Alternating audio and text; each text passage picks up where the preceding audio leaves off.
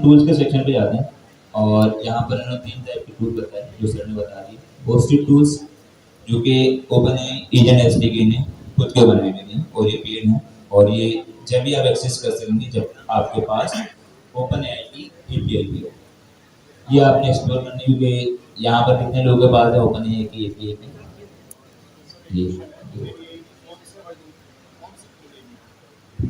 इसकी एक ही की होती है, मॉडल्स डिफरेंट होते हैं, वो मॉडल की प्राइस होती है, टोकन वो इतने खर्च होते हैं। ये समझ लीजिए वो एक पैकेज है, आपका बैलेंस है एपीआई की आप जनरेट कर लेंगे वो वैसे भी हो जाएगी। बस आपने अपने अकाउंट में बैलेंस डालना होता है एक तरीके से। आप जब $5-6 उसमें बैलेंस करवाएंगे चार्ज, तो इसके बाद जब आप उसे एपीआई की यूज़ करेंगे तो वो माइनस होता रहेगा, सिंपल। और इसके मॉडल्स होते हैं, वो मॉडल्स अलग अलग होते हैं। अगर आपको सिंपल यूज़ करना है 4.1 वो बहुत अच्छा है, लेकिन वो थोड़ा टूल्स कॉलिंग के लिए बहुत अच्छा है। इसके अलावा O3 मिनी है, 4.1 मिनी है, वो थोड़ा सस्ता है। तो काम के हिसाब से इसकी पूरी, बल्कि अगर हम जाएंगे सर एक बार एक वेबसाइट खोल दें ओपन मॉडल्स प्राइस वगैरह के लिए, ठीक है, प्राइसिंग ये खुद की वेबसाइट है, ठीक है, एपीआई प्राइस और यहाँ नीचे है और नेक्स्ट यही है। देख रहे हैं सारे मॉडल्स हैं, इनके इनपुट और आउटपुट टोकन जो सर ने आई थिंक एक्सप्लेन भी किए थे, ठीक है।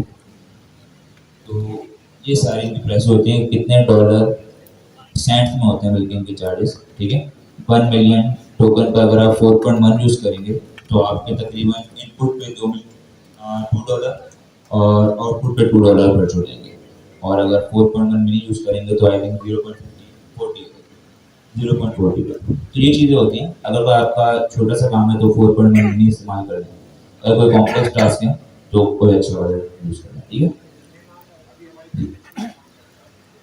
अभी आपकी प्रैक्टिस के लिए अगर टूल कॉलिंग करनी है तो 4.1 कर दें, ठीक है। और अगर 4.1 मिनी भी चेक करें, लेकिन आई थिंक वो इतना कैपेबल नहीं हो सकता है, लेकिन जितना अच्छा मॉडल होगा टूल कॉलिंग इतनी अच्छी होगी। और एक चीज़ बता दूं, बाय डिफॉल्ट जो हमारे पास एसडीके है वो जो मॉडल इस्तेमाल करता है जब आप ओपन की एपीआई की यूज़ कर रहे हो वो 4O इस्तेमाल करता है। कौन सा यूज़ करता है? 4O, ठीक है, वो बाय डिफॉल्ट, लेकिन आप इसे चेंज कर सकते हैं, हम वो भी देखेंगे। अच्छा जी, दोबारा टॉपिक पे आता है, टूल्स का टॉपिक, सही नीचे करें।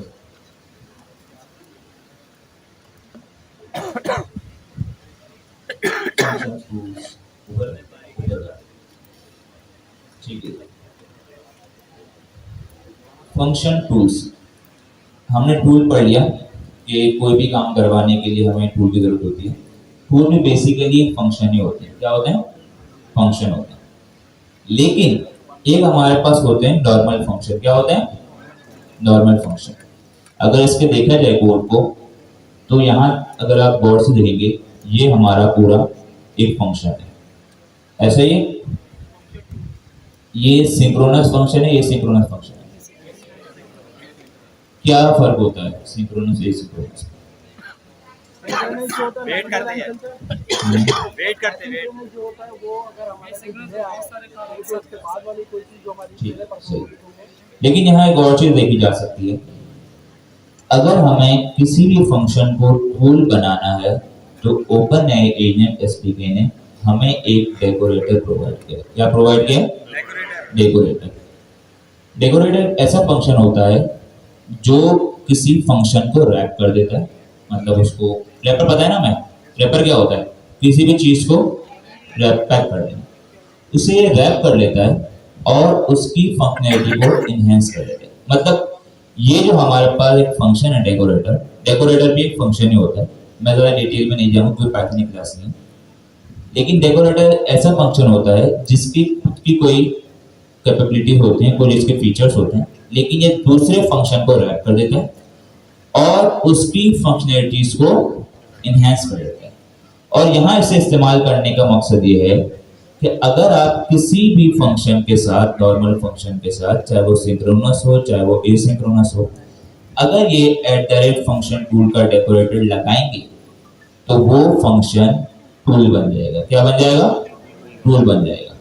अभी हम एग्जांपल भी देखते हैं। सर एक नॉर्मल फंक्शन बनाए, सही है?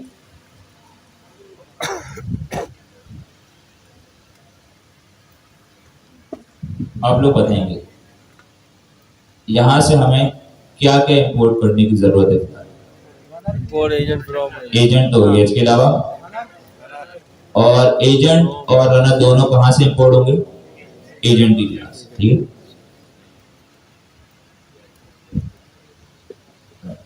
ठीक है, फिलहाल देखते हैं।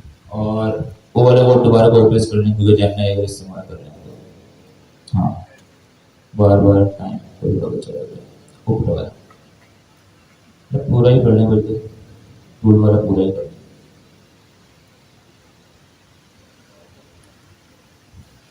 सही,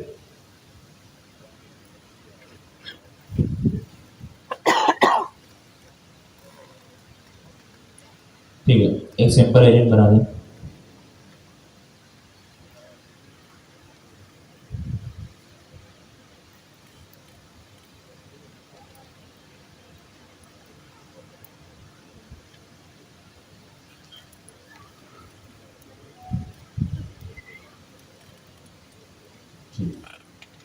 यहाँ तो हमने एजेंट बना लिया, अब एक टूल बनाना है। तो टूल जो होता है वो नॉर्मल हमारे फंक्शन होता है। तो एक ऊपर टूल, एजेंट के ऊपर एक टूल बना दें, सिंपल गेट वेदर का टूल बना दें। जूम कर दिया भाई, अब सही है? गेट वेदर,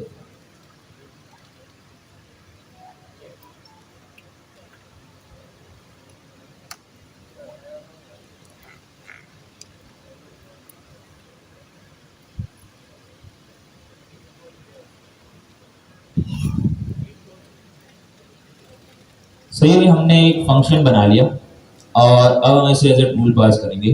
तो अगर हमें एजेंट को टूल पास करना है तो कैसे पास करते हैं हम लोग? वो तो ठीक है, एजेंट के अंदर अगर हमें टूल पास करना है, उसे टूल की लिस्ट प्रोवाइड करनी है। तो एजेंट के अंदर हमारे पास एक पैरामीटर होता है टूल्स का।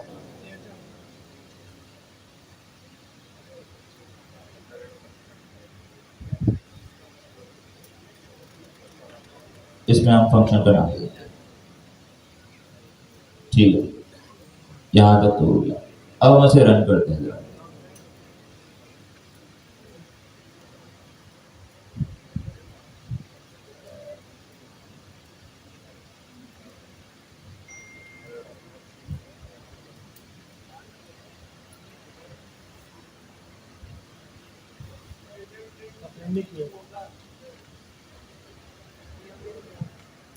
यहाँ क्या मसला है?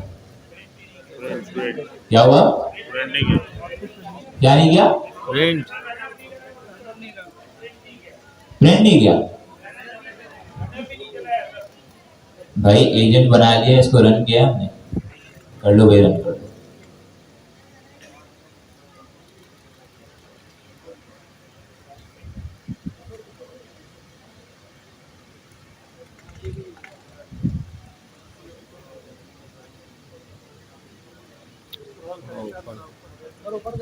थोड़ा ऊपर करवा दें सर, इसको नजर नहीं आ रहा। करवा रहे, करवा रहे।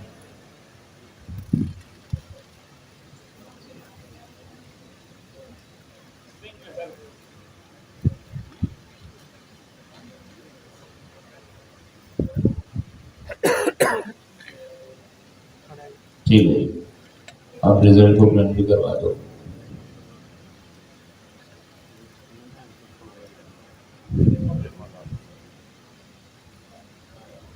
अब चलाओ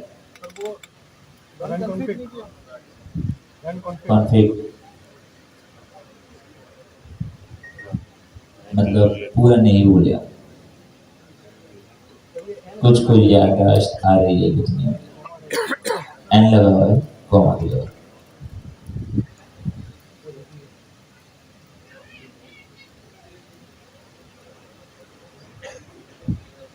अच्छा जी, क्या एरर आया? ऊपर करें और ऊपर करें, ठीक है।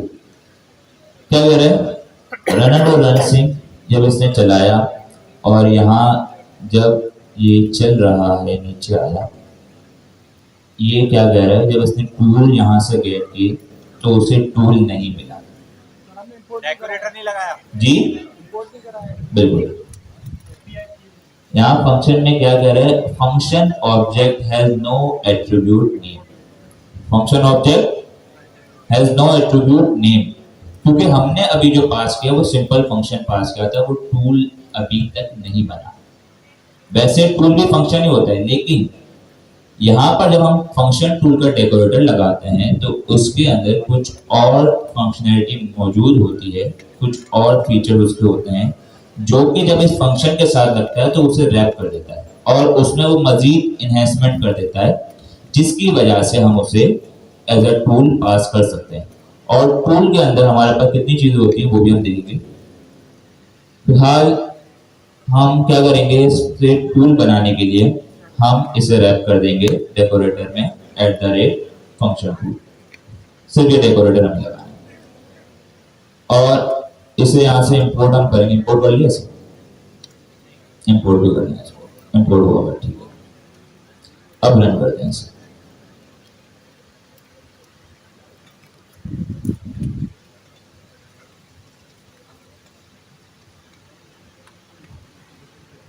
आगे रिजल्ट, इसका मतलब क्या हुआ कि अगर हमें किसी फंक्शन को एज ए टूल पास करना है तो हमें फंक्शन टूल का डेकोरेटर जरूर यूज करना पड़ेगा। अच्छा, एक और चीज, अगर हमें देखना ही है, वैसे तो हमें पता है कि इसमें क्या चीज पास हो रही है, लेकिन अगर हमें ये देखना है कि कौन कौन से टूल एजेंट के अंदर मौजूद हैं तो हम ये भी देख सकते हैं। हम क्या करेंगे, रनर से पहले प्रिंट करवाएं एजेंट डॉट टूल्स और इसे प्रिंट करवाएं।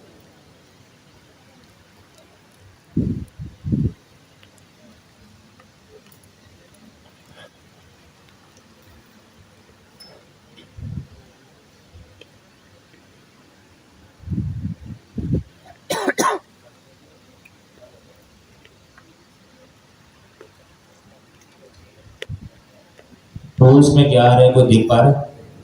अब जरा इसे जरा हम जरा देखेंगे तो जब हमने एजेंट डॉट टूल्स किया तो अब देख रहे हैं वो लिस्ट पास हो रही है उसके पास, और उसके अंदर हमारे पास एक फंक्शन टूल पास हो रहा है क्लास लिए। क्या है ये? क्लास है फंक्शन टूल की।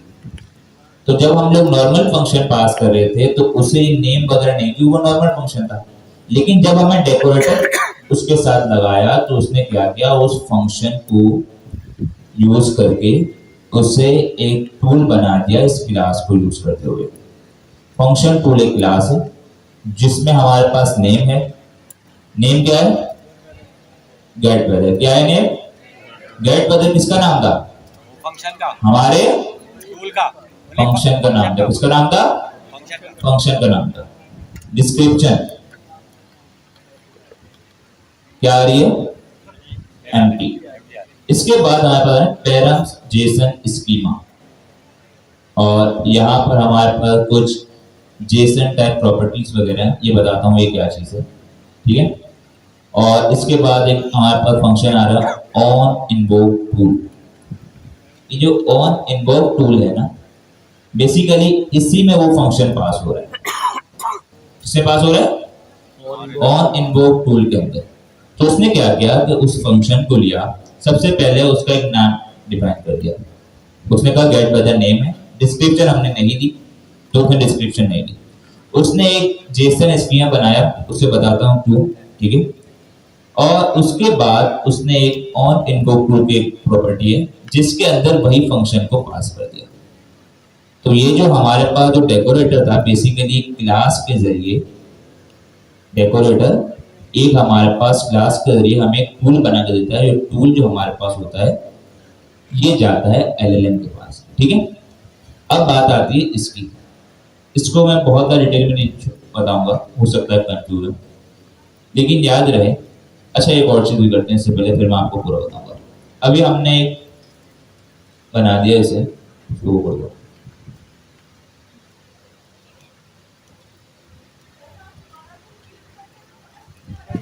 पाइथन में? एक मैं रिपीट कर दूंगा, कोई मसले वाली बात नहीं। ये जो क्वेश्चन था जी, ये जो आपने दिखाया है स्कीमा इसके अंदर आ रहा है, ये बता रहा हूँ इसको दोबारा रिपीट करूंगा। देखो हमने पिछली क्लास में टूल्स पढ़े थे। टूल्स किस लिए होते हैं? एलएलएम की कैपेबिलिटीज को एनहांस करने के लिए। फिलहाल एलएलएम के पास उसके जो खुद की उसके पास नॉलेज है, जितना वो ट्रेन हुआ है, इसके अलावा अगर कोई पावरफुल फीचर है तो वो टूल कॉलिंग है। उससे जो भी काम करवाना होता है, इंटरनेट सर्चिंग करनी होती है, वो टूल कॉलिंग के जरिए करवा देते हैं। इतना क्लियर है? ठीक है। या कोई भी उसे डेटा चाहिए होता है, कोई एक्शन परफॉर्म करवाना है, वो टूल कॉलिंग के जरिए करवा सकते हैं। हमने अभी बात की कि टूल कॉलिंग हमें करना है तो हमें कोई फंक्शन उसे पास करना है, टूल पास करना होता है। ठीक है। टूल भी ऐसा फंक्शन ही होता है जिसके अंदर कोई ना कोई प्रोसेसिंग, कोई ना कोई काम हो रहा होता है। फंक्शन का क्या मतलब होता है? कोई काम करवाना। क्लियर है ना? लेकिन जब हमने उसे नॉर्मल फंक्शन पास किया तो उसने उसे रिकॉग्नाइज नहीं किया, क्योंकि वो सिर्फ एक फंक्शन था। जबकि जो एसटीके में उसकी जो इम्प्लीमेंटेशन हुई हुई है, वो टूल उसे चाहिए। टूल्स की कुछ प्रॉपर्टीज होती हैं। टूल का नाम होता है, टूल की डिस्क्रिप्शन होती है, टूल का स्कीमा होता है, टूल के पास एक प्रॉपर्टी होती है ऑन इनवोक टूल की, जो कि जैसे ही वो टूल कॉल होता है वो फंक्शन एग्जीक्यूट हो जाता है। अब ये सारा काम हमें करवाना है तो उन्होंने हमें एक डेकोरेटर फंक्शन प्रोवाइड किया। डेकोरेटर क्या होता है? एक फंक्शन होता है जिसके अंदर कुछ कैपेबिलिटीज होती हैं, कुछ फीचर्स होते हैं, और वो दूसरे फंक्शन को रैप कर देता है। तो उसने उस फंक्शन को रैप किया, और ये सारे जो फीचर्स थे, ये जो हमें प्रोवाइड हो रहे, जैसे हमने देखे, जैसे ही हमने डेकोरेटर का एक लगाया फंक्शन टूल का डेकोरेटर, उसने उसे नेम प्रोवाइड कर दिया। जो फंक्शन का नाम था उसने नेम प्रोवाइड कर दिया। डिस्क्रिप्शन हमने प्रोवाइड नहीं की, उसने एम्प्टी दे दी। उसने कुछ जेसन का स्कीमा प्रोवाइड किया, और उसने जो ये फंक्शन था उसको प्रॉपर्टी में डाल दिया ऑन इनवोक। ये सिर्फ इतना समझे कि ये टूल बनाने के लिए हमें जरूरत थी। मैंने आपको थोड़ा अंडररूट बता दिया, लेकिन ये जरूरत क्यों, आपको बिहाइंड द सीन कुछ चीजें पता होनी चाहिए। ठीक है। ये सिर्फ टूल बनाने के लिए आपको ये डेकोरेटर की मदद जरूरी है। क्लियर है इतना? अब क्लियर है? तो मसले वाली बात? ठीक है, आगे बढ़ते हैं। कोड दिखा देंगे, कोड आपको मिल जाएगा, कोड की फिक्र ना करें, कॉन्सेप्ट समझे। कोड जब आपको असाइनमेंट दिया जाएगा उस वक्त तो आप करते नहीं, लेकिन अभी असाइनमेंट दिया जाएगा क्लास में, वो कर लीजिएगा। ठीक है। अच्छा, ये तो हो गया। अभी हमने दो चीजें देखी, एक डिस्क्रिप्शन और एक था जेसन पैरम स्कीमा, ऐसे बोलते हैं ना? ठीक है, जेसन स्कीमा उसका पैरम स्कीमा। यहाँ जो हमारे पास एक टूल है, अब देखिए जरा, हम थोड़ा इसे कॉपी करते हैं। सर ये वाला फ्लैश वाला में जो है ना, इसको कॉपी करके वहां पेस्ट कर दें और उसको कमेंट कर दीजिएगा जी। कुछ आपको मैं डिफरेंस दिखाना चाहता हूँ। नहीं, इसको नहीं, सिर्फ फंक्शन टूल को कमेंट कर दें।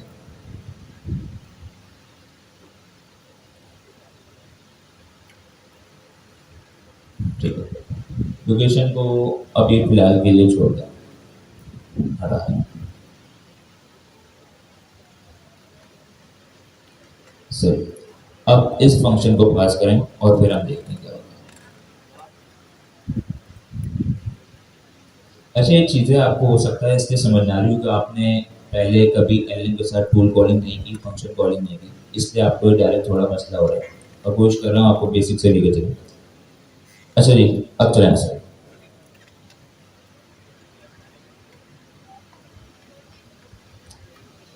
अब जरा गौर से देखिए, फंक्शन टूल हमारे पास आ गया, नेम आ गया, डिस्क्रिप्शन आई, डिस्क्रिप्शन आ गई, पहले नहीं आ रही थी। अब जरा हम देखते हैं डिस्क्रिप्शन है क्या। वेल द वेदर, क्या मैं लिखनी है, well the weather for a given location. अब जरा हम फंक्शन पे जाएं जरा,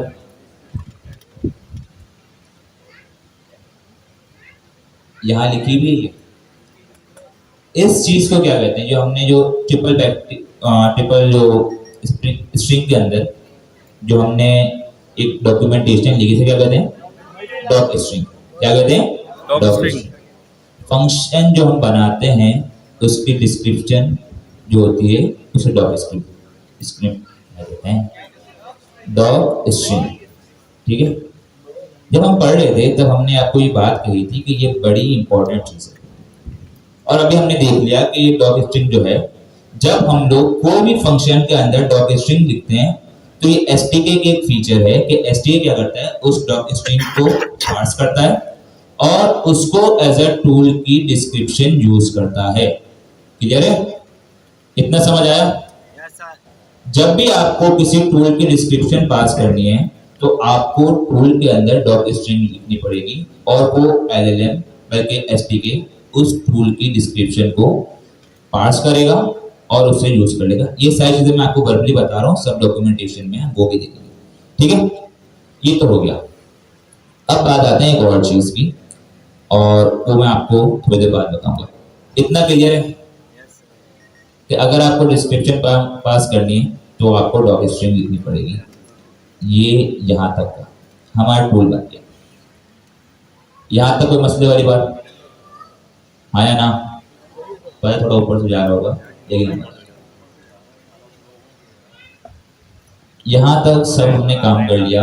हमने नेम भी लिख दिया, डिस्क्रिप्शन भी लिख दिया। अभी जो नेम उठा रहा है ये क्या कर रहा है? फंक्शन का नेम लिख रहा है। ऐसे ही अगर मैं इस नेम को चेंज करना चाहूं तो हमने जब हैंड ऑफ पढ़ा था उसमें भी तरीका था। अभी हमने इस फंक्शन टूल को, इस टूल को कोई नेम प्रोवाइड नहीं किया तो वो बाय डिफॉल्ट फंक्शन का नेम ले रहा है। अगर मैं चाहूं कि इस जो टूल है इसका नेम चेंज कर दूं तो ये तरीका भी हमारे पास अवेलेबल है। हमें क्या करना पड़ेगा, जैसे ये फंक्शन हमारे पास फंक्शन टूल है, ये भी एक फंक्शन है। क्या है? फंक्शन। इसे हम डेकोरेटर फंक्शन कहेंगे। अगर आपने अपने टूल की डिस्क्रिप्शन को, अपने नेम को, कोई भी चीज ओवरराइड करनी है, आपने यहाँ पर पैरेंथेसिस लगाने और अब यहाँ रन देंगे। अभी तक जो हमने चीजें देखी वो बाय डिफॉल्ट थी। अगर आप जब भी टूल बनाएंगे तो फंक्शन लिखेंगे, उसको टूल बनाएंगे, तो बाय डिफॉल्ट जो टूल का नाम होगा क्या होगा? सब बोलेंगे क्या होगा? Function name. क्या होगा? Function name. फंक्शन का नाम। और उसकी डिस्क्रिप्शन क्या होगी? क्या होगी? Code doc string. स्ट्रिंग। इतना क्लियर है? Yes, sir. ठीक है। अब अगर आप उसे ओवरराइड करना चाह रहे हैं तो जैसे ही मैंने इस पे क्लिक किया, आ गया। कर गया. आया आया आया।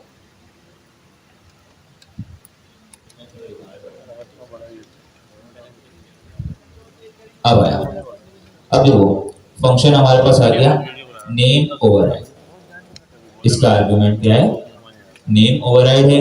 इसके बाद डिस्क्रिप्शन ओवरराइड है, डॉक स्ट्रिंग स्टाइल है, वो भी देखेंगे। इसके अलावा फेलियर एरर फंक्शन वो भी हम देखेंगे, और इस इनेबल ट्रू वगैरह वो भी हम देखेंगे। फिलहाल हम दो चीजें देखेंगे सिर्फ, वो है टूल का नाम ओवरराइड करना और उसकी डिस्क्रिप्शन को ओवरराइड करना। नेम हम चेंज कर देते हैं, इसका फेच वेदर की जगह कुछ और कर दें। हाँ, पहले उसको वो दो डेकोरेट, फंक्शन का नेम चेंज नहीं करो, वहां से हम उसको ओवरराइड कर देते हैं। नहीं, यहाँ से ओवरराइड कर दो, नेम ओवरराइड इक्वल टू, क्या नाम रखें इसका? मौसम ले आओ। ठीक है, मौसम बताओ यार, ले आओ यहाँ से मौसम बताओ। ठीक है, चलो ये करते हैं, देखते हैं। और इसके अलावा इसकी डिस्क्रिप्शन भी ओवरराइड कर दो। सिर्फ लिख दो फेच वेदर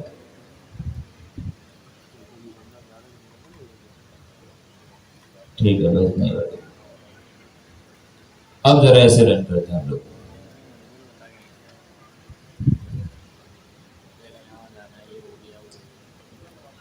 क्या आया?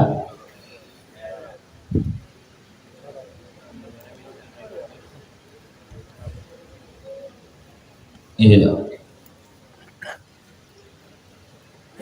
और नीचे, और नीचे एरर आने चाहिए, इसमें बहुत सारी चीजें, क्योंकि आपके जो क्वेश्चन है उसमें एरर भी है, मतलब एरर के अलावा सिर्फ क्वेश्चन है, ताकि हम इसको डायरेक्ट नहीं करवा रहे, ताकि आपको पता चलेगा कुछ क्वेश्चन जब एरर आएंगे, अगर नीचे जाओगे एरर क्या दे रहा है। इतना बता दूं, अब जो हमने चेंजेस किए ना, उसमें हमने एक चीज मिस की है, इसकी वजह से एरर दे रही है। मिस नहीं कि हमने एक इम्प्लीमेंटेशन थोड़ी रॉन्ग की है, लेकिन भाई एरर तो दिखाओगे नहीं हमको, ऐसा थोड़ी बताएंगे। नीचे करो, नीचे करो, सबसे नीचे करो, नीचे करो। ये क्या कह रहा है, पढ़ो। नहीं पढ़, मैं ऊपर कर दो यार, स्क्रॉल कर दो, नहीं दिख रहा, अच्छा नीचे करो, अब पढ़ो। एरर कोड 400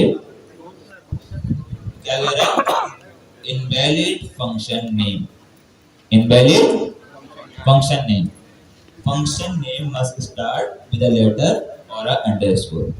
अभी जो हमने फंक्शन का नेम दिया था वो जरा दिखाएं, इसमें हमने स्पेस दिया था, तो स्पेस नहीं चलता, हमें क्या देना है, अंडरस्कोर, अंडरस्कोर दे दो भाई, और इसको स्मॉल केस में भी कर दो, प्रोफेशनल काम कर देना तो थोड़ा सही काम करें। इस केस को क्या कहते हैं, क्या कहते हैं, स्नेक केस, ठीक है। अब चलाओ,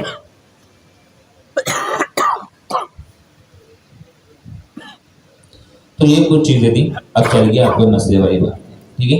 तो ये कुछ चीजें थी, नॉर्मल अगर हम फंक्शन बनाते हैं तो वो एज ए टूल रिकॉग्नाइज नहीं होगा, अगर आपने उसे टूल बनाना है तो आपने उसे रैप करना पड़ेगा डेकोरेटर फंक्शन में, फंक्शन टूल के डेकोरेटर वो क्या करता है, उसकी कैपेबिलिटीज को एनहांस करता है और उस फंक्शन, नॉर्मल फंक्शन को टूल बना देता है। इतना क्लियर हुआ, थोड़ा सर से ऊपर तो जाएगा, लेकिन अब हम डॉक्यूमेंटेशन जब दोबारा पढ़ेंगे तो वो क्लियर हो जाएगा, ठीक है जी। क्या नहीं आया, उसने फंक्शन डिस्क्रिप्शन आ गई, ओवरराइड हो गया ना, ठीक है, ये हो गया। अब जरा हम जाते हैं डॉक्यूमेंटेशन की तरफ। अब देखो, you can use any Python function as a tool, हमने अभी देखा था फंक्शन था पाइथन का, वो टूल हमने इस्तेमाल किया। इसके बाद ये कह रहा है agent SDK will set up the tool automatically, the name of the tool will be the name of the Python function. ऐसे ही था, हाँ या ना।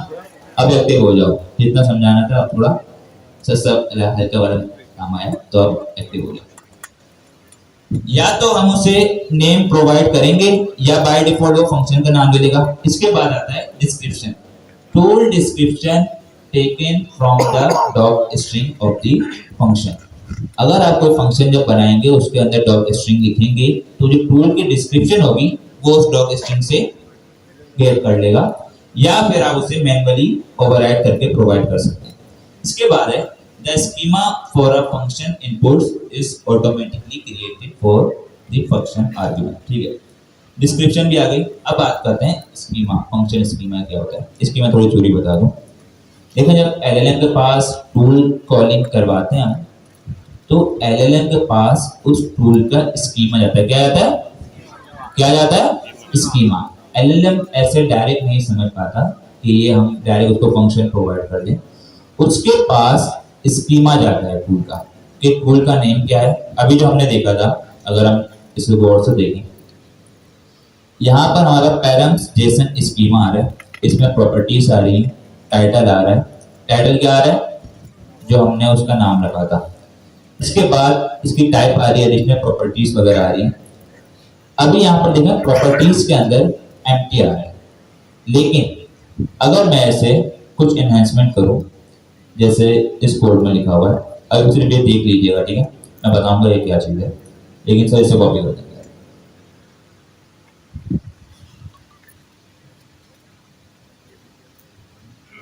इसे ऊपर पेस्ट कर देता हूं, ठीक है, और टाइपिंग को इंपोर्ट कर दूं टाइपिंग एक्सटेंशन से,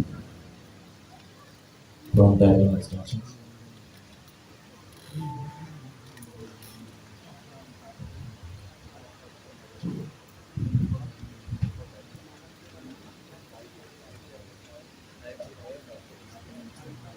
ठीक है, बल्कि इसको भी छोड़ो, ये थोड़ा हो जाएगा। हम एक काम करते हैं, सिंपल यहाँ पर सिटी टाइप पैरामीटर दे दो और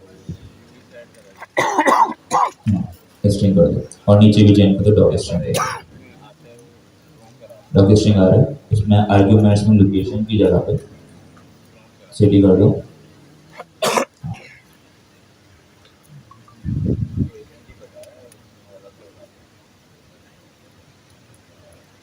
वहां पर नेम भी चेंज कर दो, सिटी कर दो। ठीक है, अब इस रन करा,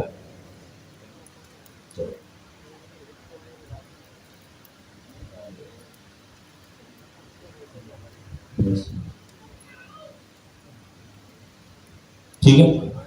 अब अगर दोबारा हम देखते हैं तो हमारे पास जो पैरम जैसन स्कीमा है उसके अंदर प्रॉपर्टीज में पहले सिर्फ एम्प्टी ऑब्जेक्ट था, अब क्या आ गया, सिटी डिस्क्रिप्शन। अब जरा इसको लिंक करें, देखिए हमारे पास फंक्शन होते हैं, नॉर्मल भी होते हैं और डायनेमिक भी फंक्शन होते हैं। अब आपने फंक्शन जब बनाया था पिछली बार और उससे अगर देखा जाए तो उसमें हम सिटी भेज रहे थे, अगर इससे भी हम काम करते हैं इसमें सिटी भेज देते हैं, सिटी है ना, इसको यहाँ प्रिंट करवा दो, रिटर्न के साथ भेजवा दो। एक हमारे पास नॉर्मल फंक्शन है, एक हमारे पास डायनेमिक फंक्शन। डायनेमिक फंक्शन क्या होता है कि जिसके अंदर हमारे पास पैरामीटर्स होते हैं। अब एलएलएम को कैसे मालूम कि भाई ये जो फंक्शन है इसमें कोई पैरामीटर की नीड है या नहीं है, तो उसी के लिए हमारे पास जब एलएलएम के पास कोई टूल जाता है तो उसका स्कीमा बन के जाता है, उसमें ये बताया जाता है कि टूल का नाम क्या है, सब बोलिए क्या है, टूल का नाम क्या है, उसके अंदर कौन कौन सी प्रॉपर्टीज या पैरामीटर्स रिक्वायर्ड हैं और उसकी डिस्क्रिप्शन। ये सारी चीजें एलएलएम के पास जाती हैं, तभी वो सही से गेट कर पाता है कि भाई मुझे इस टूल को कॉल करने के लिए किन किन वैल्यूज की जरूरत होगी। ठीक है, अब इसे रन करेंगे।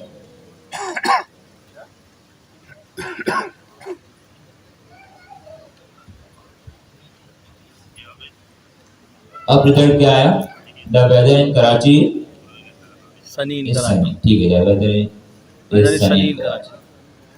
ये जेसन स्कीमा इसलिए होता है, इसको अभी अगर समझ नहीं आ रहा तो बहुत ज़्यादा घबराने वाली बात नहीं, सिंपल ये है कि एलएलएम डायरेक्ट हमारे पास टूल को नहीं समझता, उसके पास जो रिप्रेजेंटेशन जाती है वो स्कीमा बन के जाता है, टूल का स्कीमा बन के जाता है और टूल के स्कीमा के अंदर हमारे पास टूल की डिस्क्रिप्शन, नेम और प्रॉपर्टीज होती हैं। ठीक है, टूल का नेम होता है, उसके अंदर प्रॉपर्टीज होती हैं जो उसके पैरामीटर्स होते हैं और उनकी डिस्क्रिप्शन होती है। इतना क्लियर हुआ? मुझे पता है अभी ये थोड़े सर के ऊपर से जा रहा होगा और मैं जानबूझ के ऐसे कर रहा हूँ क्योंकि अब आप थोड़े लेवल आपका एडवांस हुआ है तो आपको ये चीज़ें पता होनी चाहिए। बेसिक पढ़ा देंगे, अंडर द हुड चीज़ों का अगर आपको नहीं पता होगा तो फिर मसला होगा। कोई क्वेश्चन यहाँ तक आपको कोई क्वेश्चन कर, ये आइडेंटिटी से ही बनता है, ठीक है, लेकिन मैं अभी उस तरफ नहीं जाना चाह रहा। स्कीमा हम खाबा हो गए हैं, एक स्ट्रक्चर हो गया, ठीक है। अच्छा सर, अब डॉक्यूमेंटेशन पर दोबारा आ जाए और नीचे ऊपर जाए। ये हो गया schema for the function inputs is auto सही। Description for each input is taken from document. जैसे हमने डॉक्यूमेंट में लिखा था, पहले उसकी डिस्क्रिप्शन आ गई, इसके बाद हमने यहाँ कुछ और चीज लिखी है, वो है आर्ग्यूमेंट्स। तो जो आर्ग्यूमेंट्स की डिस्क्रिप्शन होगी वो यहाँ से ली जाएगी। जैसे हमने सिटी लिखा था, जो सिटी की डिस्क्रिप्शन होगी वो यहाँ से गेट करेगा। कहाँ से गेट करेगा? यहाँ से। ये तो हमारे पास नॉर्मल फंक्शन बन गया और ये वही तरीका हो रहा है, इन्होंने पूरा बता दिया और हमने डायरेक्ट प्रिंट कर दिया था। ठीक है, ये हमारे पास नॉर्मल तरीका था फंक्शन। अब हम काम करते हैं, हम 2-3 टूल्स बनाते हैं और उससे कोडिंग करते हैं। सर 2-3 टूल बना दें। यहाँ तक किसी को मसले वाली बात? थोड़े मैंने अंडर द हुड बता दिया, वरना टूल का सिर्फ ये काम है एलएलएम की कैपेबिलिटीज को एनहांस करना और एजेंट एसडीके के अंदर टूल बनाने के लिए हमें एक डेकोरेटर का इस्तेमाल करना था। कौन सा है वो? कौन सा है? Function tool. ठीक है, नहीं एक और बनाए, फैच वेदर। एक दूसरा कौन सा टूल बनाए? गेट सम का करते हैं, सम।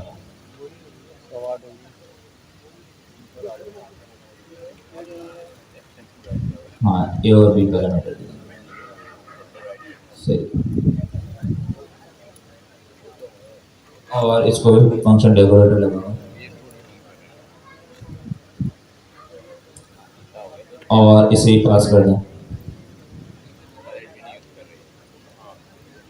अब देखो एक चीज यहाँ पर, अब जरा गौर से देखिए। यहाँ पर हमने एक एजेंट बनाया और उसके अंदर दो टूल पास किए। कितने टूल पास किए?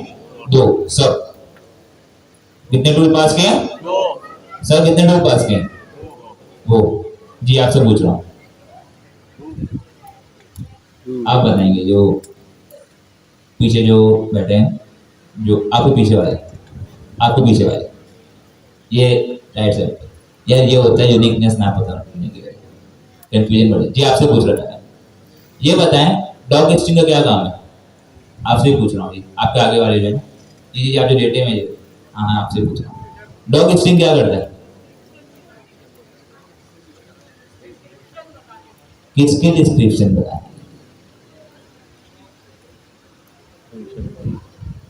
वो तो आपने सुन लिया कि डिस्क्रिप्शन बताएं, किसकी डिस्क्रिप्शन? ठीक है, दोबारा सुनिए। ठीक है, यहाँ तक जो पढ़ा था वो थोड़ा सर से ऊपर गया होगा, कोई बात नहीं, सिर्फ मैं बता रहा था। अभी हमने क्या काम किया है, अब सब एक्टिव हो जाए।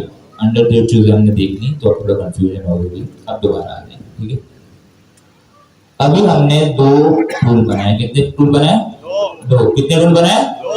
दो टूल बनाए और हमने दोनों टूल को पास कर दिया एलएलएम में, एजेंट में। किसमें पास कर दिया?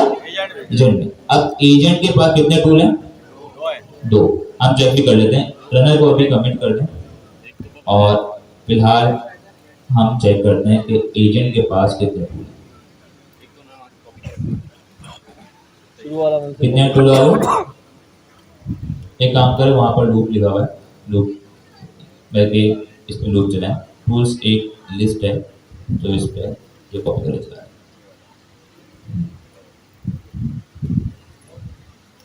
थोड़ा विजुअलाइज करने में आसानी होगी। इसको कमेंट करो और फिलहाल सिर्फ टूल का नेम को प्रिंट करो, टूल का नेम।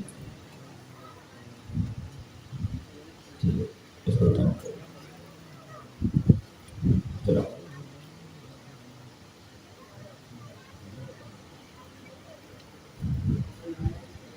कितने टूल हमारे पास हैं? एजेंट के पास दो टूल। अब देखें एजेंट के पास दो टूल हैं। अब हम एक क्वेरी लिखेंगे और चेक करेंगे कि ये टूल दोनों एग्जीक्यूट होते हैं या नहीं होते। सर एक काम करें, इन दोनों में एक प्रिंट लगवा दें ताकि हमें मालूम हो जाए कि ये कॉल हो रहे हैं नहीं हो रहे।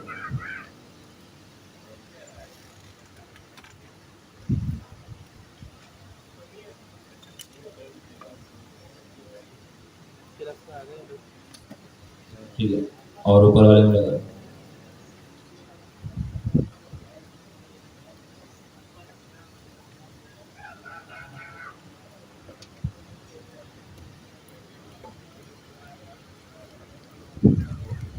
से। अब रनर तो लिखाओ, रनर। ठीक है, रनर कौन कमेंट करें और इससे फिलहाल सिर्फ हाई हेलो करें। इसको लिखा हाई हाउ आर यू।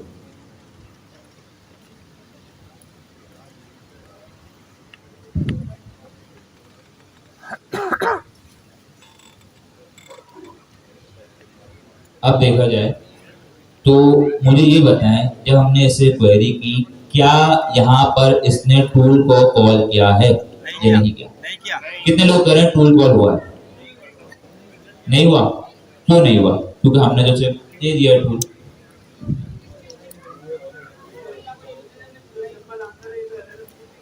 बिल्कुल ऐसा ही।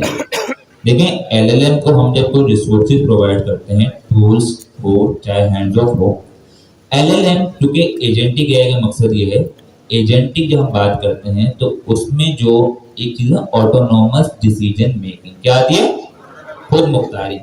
हमारे पास जो एसडीके से हम जब एजेंट बना रहे हैं तो एजेंट इतना समझदार है, उसके behind the scene LLM work कर रहा है।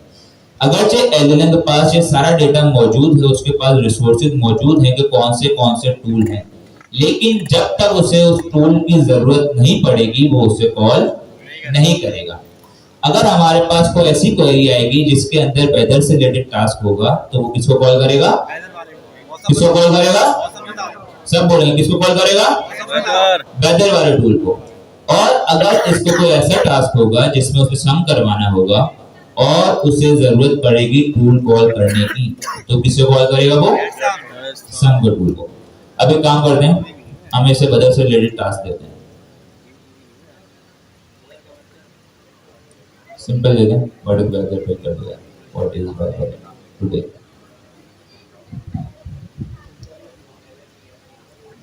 तो ये वेदर को देगा टास्क। ठीक है, अब चलो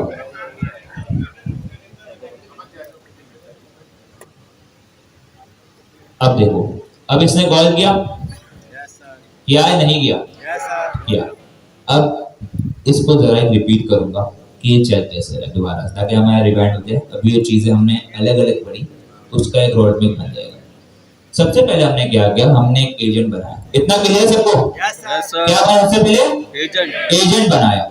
इसके बाद हमें जरूरत पड़ी टूल बनाने की, क्योंकि एजेंट के पास क्या वेदर का डेटा है? हाँ या ना? एजेंट के पास या एलएलएम के पास वेदर का डेटा है? हाँ या ना? नो। तो अगर कोई ऐसी चीज जो एजेंट के पास एलएलएम के पास नहीं है, हम उसे वो काम करवाना चाह रहे हैं, हमें किसकी जरूरत पड़ेगी? टूल कॉलिंग की। किसकी जरूरत पड़ेगी? टूल कॉलिंग की। अब हमें टूल की जरूरत पड़ेगी तो हमें एक टूल बनाना पड़ेगा, ऐसा ही है? हाँ या ना? ठीक है। टूल बनाने का तरीका हमने देखा है एजेंट एसडीके में, उसने कहा टूल कोई भी फंक्शन हो सकता है पाइथन का, नॉर्मल फंक्शन, ऐसे ही है? कोई भी पाइथन का फंक्शन जिसमें कोई प्रोसेसिंग हो रही हो वो हम टूल बना सकते हैं। लेकिन उन्होंने कहा टूल बनाने का एक तरीका है। अगर आपको किसी भी पाइथन फंक्शन को टूल बनाना है तो उसके साथ आपने फंक्शन टूल का डेकोरेटर इस्तेमाल करना होगा। इतना क्लियर है? Yes sir. हाँ या ना? Yes sir. ठीक है। अब उसके बाद हमने उसे फंक्शन टूल का डेकोरेटर बनाया, तो उस जो हमारे पास डेकोरेटर फंक्शन था उसके अंदर कुछ पैरामीटर्स थे, कुछ उसके फीचर्स थे, जो उसने इस फंक्शन को इस्तेमाल करते हुए टूल बना दिया। उसमें एक होती है नेम। क्या होती है? नेम। सब बोलेंगे क्या होती है? नेम। टूल का नाम क्या है? अब मुझे ये बताए ना, अगर मुझे किसी टूल को कॉल करना है तो उसका नाम होना चाहिए, हाँ या ना? सब बोलेंगे टूल का नाम होना चाहिए। पहला आ गया नाम। दूसरा आ गया टूल की डिस्क्रिप्शन, मतलब टूल क्या करता है? टूल क्या करता है? बोलो भाई, टूल क्या करता है? और इसके बाद आ गया तीसरा उसका स्कीमा। क्या आ गया? स्कीमा। स्कीमा क्यों जरूरी है? क्योंकि एलएलएम डायरेक्ट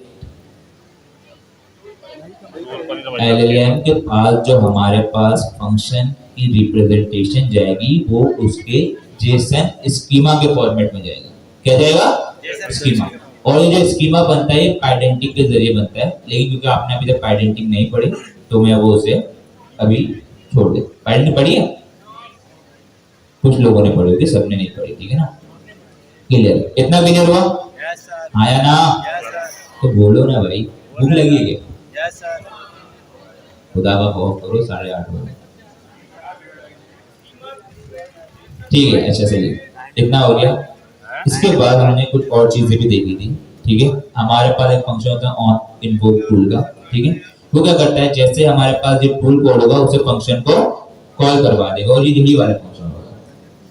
अब बात आती है कि ये टूल का नेम, टूल की डिस्क्रिप्शन लेगा कहां से? क्योंकि हम तो कोई प्रोवाइड नहीं कर रहे। तो उसने कहा आप जब भी कोई टूल बनाएंगे फंक्शन टूल से, तो जो टूल का बाय डिफॉल्ट नेम होगा वो क्या होगा? फंक्शन का नेम। क्या होगा? फंक्शन का नेम, क्या होगा? फंक्शन का नाम। और जो उसकी डिस्क्रिप्शन होगी वो हम गेट करेंगे उस फंक्शन की डॉट स्ट्रिंग से। किससे गेट करेंगे? डॉट स्ट्रिंग से। अब यहाँ पर एक और चीज आ गई कि अगर हम ये चाहते हैं कि हमारा जो फंक्शन का नेम है उसे चेंज करना है, फंक्शन का नेम चेंज करना है, उसकी डिस्क्रिप्शन चेंज करनी है, तो हमारे पास कुछ पैरामीटर्स हैं जिसमें पहला है नेम ओवरराइड का और दूसरा है डिस्क्रिप्शन ओवरराइड का। जैसे ही हम इसे ओवरराइड करते हैं तो अब वो हमारा ये नेम और डिस्क्रिप्शन इस्तेमाल करेगा, डिफॉल्ट वाली इस्तेमाल नहीं करेगा। ठीक है। अब बात आती है स्कीमा के अंदर कुछ प्रॉपर्टीज वगैरह थी कि एक तो हमारा नॉर्मल फंक्शन होता है, एक फंक्शन वो होता है कि जिसे कॉल करने के लिए कुछ आर्गुमेंट्स की जरूरत होती है, कुछ पैरामीटर्स की जरूरत होती है। अब मुझे बताएं, अगर मैं सिंपल इस फंक्शन को कॉल करूंगा, इसमें सिटी का पैरामीटर है रिक्वायर्ड। जब मैं इसे कॉल करूंगा मुझे इससे सिटी का आर्गुमेंट देना पड़ेगा, हाँ या ना? अगर नहीं दूंगा तो एरर देगा। सिमिलरली जब एलएलएम को ये मालूम होगा कि उसके पास जो फंक्शन है उससे एक आर्गुमेंट की जरूरत है, तो वो यहीं से गेट करेगा। जैसे इसके पैरामीटर में हम उस जैसे ही यहाँ पैरामीटर में हम कोई वैल्यू देंगे, कोई वेरिएबल देंगे एज पैरामीटर, एलएलएम के स्कीमा उसे गेट करेगा आइडेंटिटी के जरिए और वो एलएलएम को बता देगा कि इसे कॉल करने के लिए इन इन पैरामीटर या आर्गुमेंट की जरूरत है। इतना क्लियर हुआ? ठीक है। अब बात आती है टूल उसे मिल गए, सब कुछ हमने उसे प्रोवाइड कर दिया, टूल उसे मिल गए, रिसोर्सेज उसके पास आ गए, लेकिन एलएलएम इतना होशियार है, उसे ये पता है कि भाई मुझे कब टूल कॉल करना है और कब नहीं करना। अगर कोई ऐसी क्वेरी होगी कि जिसके अंदर उसे टूल कॉलिंग की जरूरत पड़ेगी तब वो इस्तेमाल करेगा, और अगर जरूरत नहीं पड़ी तो नहीं करेगा। इतना क्लियर है? ठीक है। अब आप लोग सबने क्या करना है, एक छोटा सा असाइनमेंट है, आपने एक एजेंट बनाना है, उसके साथ 3-4 टूल बनाने। कितने बनाने? चलो 3 बना रहे। कितने बनाने? 3। इस सबने अभी करना है। और आपने एक क्वेरी लिखनी है, एक सिंगल क्वेरी होगी, सिंगल इनपुट होगा जिनमें तीनों टूल का काम होगा।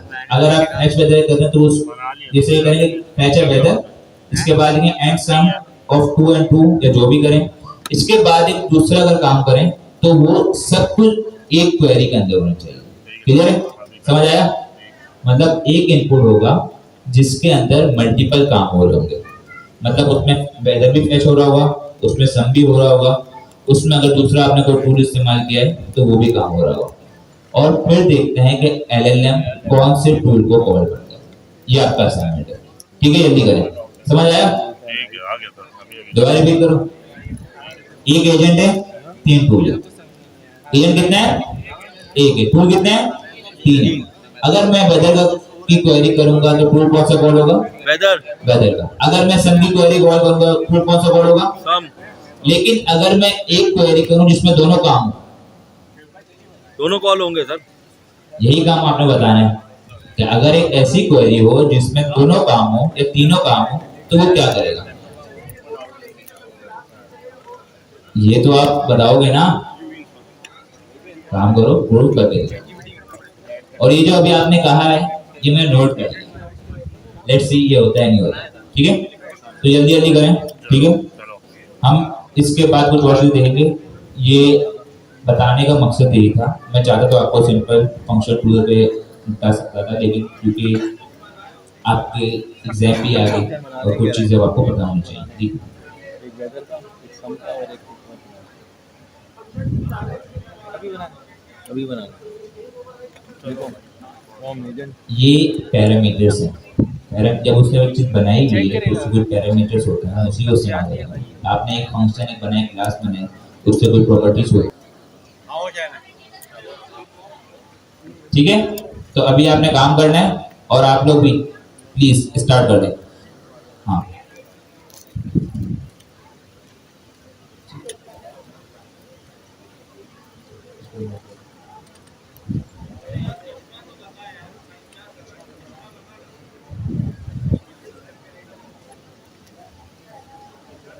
चेयर भी हट जानी चाहिए, चेयर से ही बड़ा मसला है।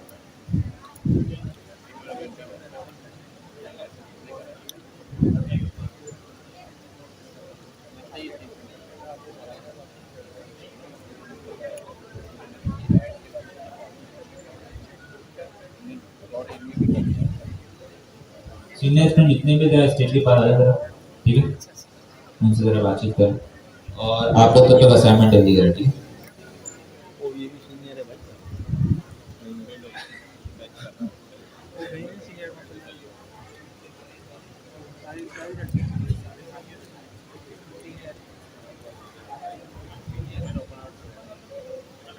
बच्चे भी आ गए सीनियर। 10 मिनट की जो नींद हुई है ना, मुझे लग रहा है सारे कॉन्सेप्ट क्लियर हो गए। हाँ, ऐसा लग रहा है।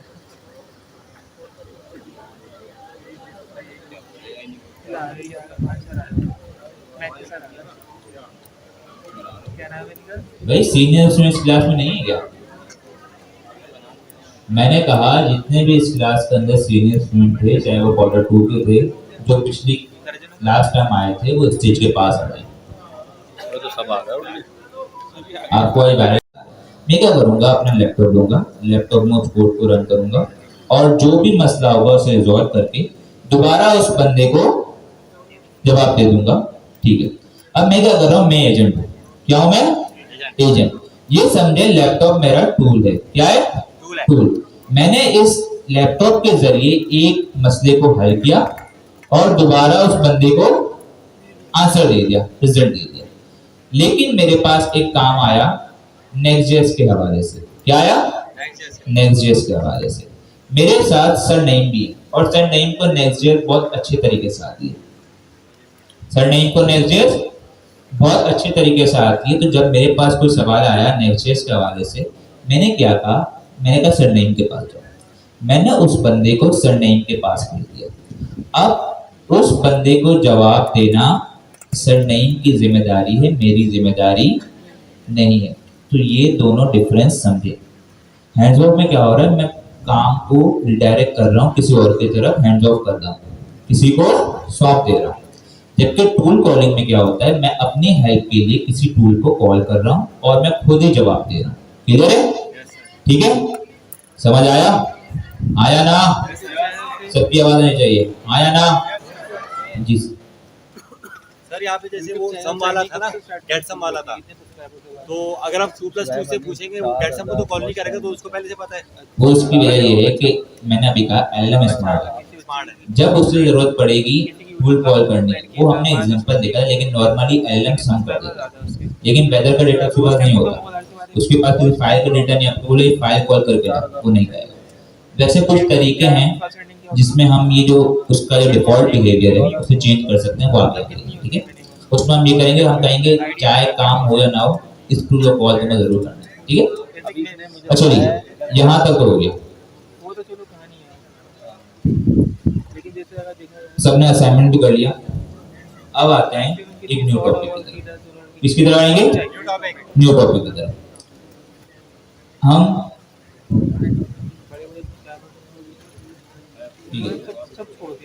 हम एक काम करते हैं, सबसे पहले हमारे पैनामर्स के रेफरेंस को विजिट करते हैं और टाइम थोड़ा शॉर्ट है, कोशिश करेंगे कवर हो जाएगा। पैनावर्सिटी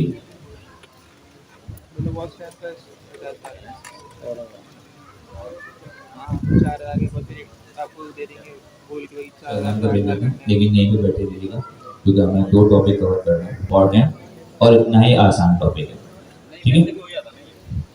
हमारा नेक्स्ट टॉपिक है, उसका नाम है स्ट्रक्चर आउटपुट। क्या है?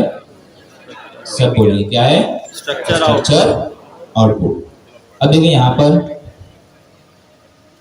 बोलिए, चलिए कोई मसला नहीं। Structure output. अब देखिए अभी तक क्या हो रहा है, अब मैं सब कुछ हटा दूंगा, मैं पूरा का पूरा कोड हाँ ये कर देता हूँ, ठीक है। इस कोड को ऐसे ही रहने देते हैं, हम एक काम करते हैं, न्यू फाइल बना देते हैं और इस पर कर देते हैं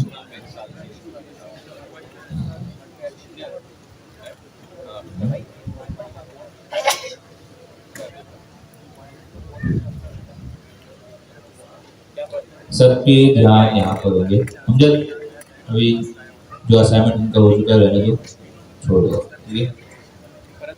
अच्छा जी, टूल्स हमने पढ़ लिए। अब स्ट्रक्चर आउटपुट एक न्यू टॉपिक है, बहुत ध्यान से पढ़ेगा, बहुत ही आसान लेकिन इतना ही इम्पोर्टेंट है। सबसे पहले क्या काम करूंगा मैं, एजेंट से क्या इंपोर्ट करूंगा, आप लोग बताएंगे सर क्या इंपोर्ट करूंगा, सब बोलेंगे क्या इंपोर्ट करूंगा, एजेंट और रनर। एजेंट किस लिए होता है, एजेंट किस लिए होता है, कोई भी काम करवाने के लिए हमें एजेंट बनाना पड़ेगा भाई, एजेंट की आई पढ़ रहे हैं, एजेंट बनाना पड़ेगा।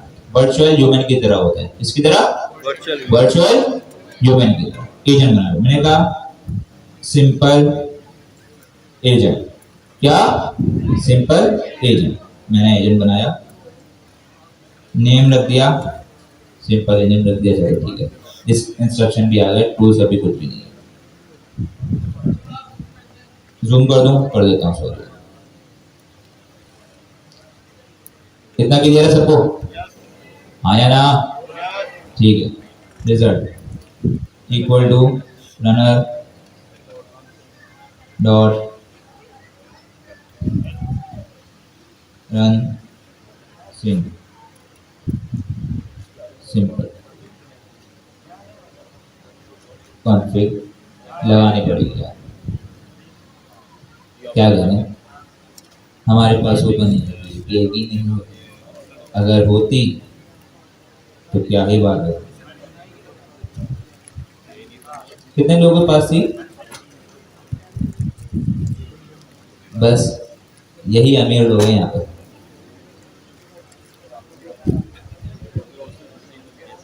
वैसे इतनी महंगी है नहीं सर, महंगी की बात नहीं है। डॉलर, अगर कमाने हैं तो डॉलर खर्च भी तो करो ना यार जी। थोड़ा देखिए ये चीज गलत है, वैसे इन्वेस्टमेंट होती है एक तरीके से, ये खर्चा नहीं होता। आप कोई चीज सीख रहे हैं तो उसमें पैसे जरूर खर्च करें, चाहे अगर चीज इतना आप कर सकते हैं। आपने लैपटॉप भी खरीदा, ठीक है, तो इसमें भी करें, और बहुत ही अच्छी है इसकी API, तभी हम आपको कह रहे हैं, ठीक है। तो प्लीज खरीदने तो अच्छी बात है, सही है जी। सिंपल हमारा एजेंट चलाएंगे कॉन्फ़िग, कोई मसले वाली बात यहाँ पर, हाँ या ना। फाइल का नाम क्या है हमारा, बस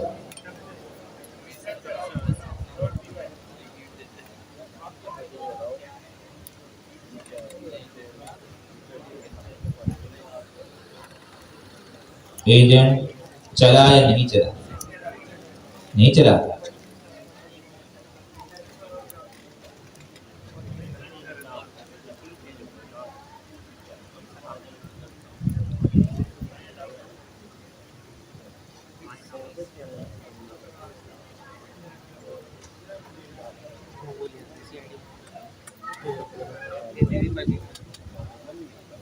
जवाब आ गया, जवाब आया, ठीक है। अब मैं दोबारा वही काम कर रहा हूँ, सिंपल इसमें एक टूल बना देता हूँ, ठीक है, बदल दो।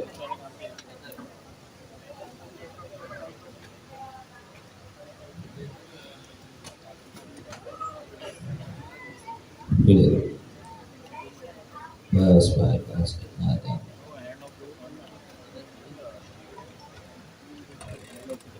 इंटोलेशन बहुत ज़्यादा ही चल रही है तो।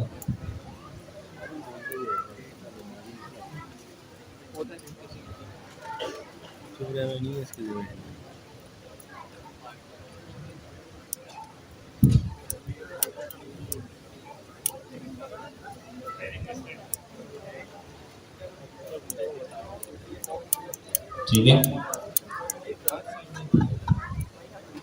खुद ही सब दे रहे हैं कि मीट द वेदर, सवाल भी खुद कर रहे हैं what is the weather energy of the particular the weather in Karachi is 20% तो भाईजान आपने वो नहीं लिया ना, आपने यूपीआई नहीं लिया, आप करंट वेदर निकालो वहाँ से, आपका करंट वेदर आ जाएगा, इसमें होना ही है ना अभी देख लो कि क्या करना चाहिए। ये तो वही ले रहे हैं ना चलेगा। क्यों? कितने लोग हैं? एरर आएगा।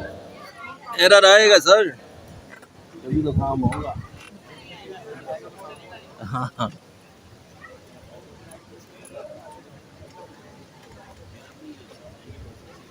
क्या हुआ? क्या हुआ? चल गया ये तो। क्यों चला ये? क्योंकि ना ही मैंने अभी तक इसे टूल बनाया है, ना ही एजेंट के अंदर पास किया है। मैं सिंपल फंक्शन बनाया। अब ये फंक्शन तो सही है, ना ही ये कॉल हो रहा है, तो क्यों एरर देगा? ठीक है। डेकोरेटर, अगर मुझे इस फंक्शन को टूल बनाने, क्या करूंगा? डेकोरेटर से इस्तेमाल कौन सा करेंगे, decorator? Function tool. Function tool का। अब मुझे इस एजेंट को टूल प्रोवाइड करना है, टूल्स। और अगर मैं यहाँ पर ऐसे कर दूं, सही है ये? नो कितने सर, लोग कह रहे हैं सही है ये? कितने लोग कह रहे हैं गलत है ये? क्यों गलत है?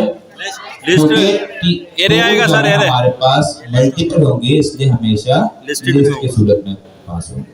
ठीक है, ये हो गया काम।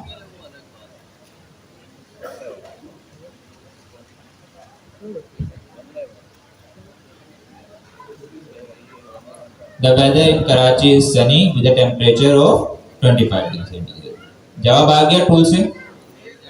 हाँ या ना? लेकिन यहाँ एक चीज है, ये जवाब किस फॉर्मेट में आया? हाँ, किस में आया? स्ट्रिंग में। स्ट्रिंग में। अभी देख लेते हैं।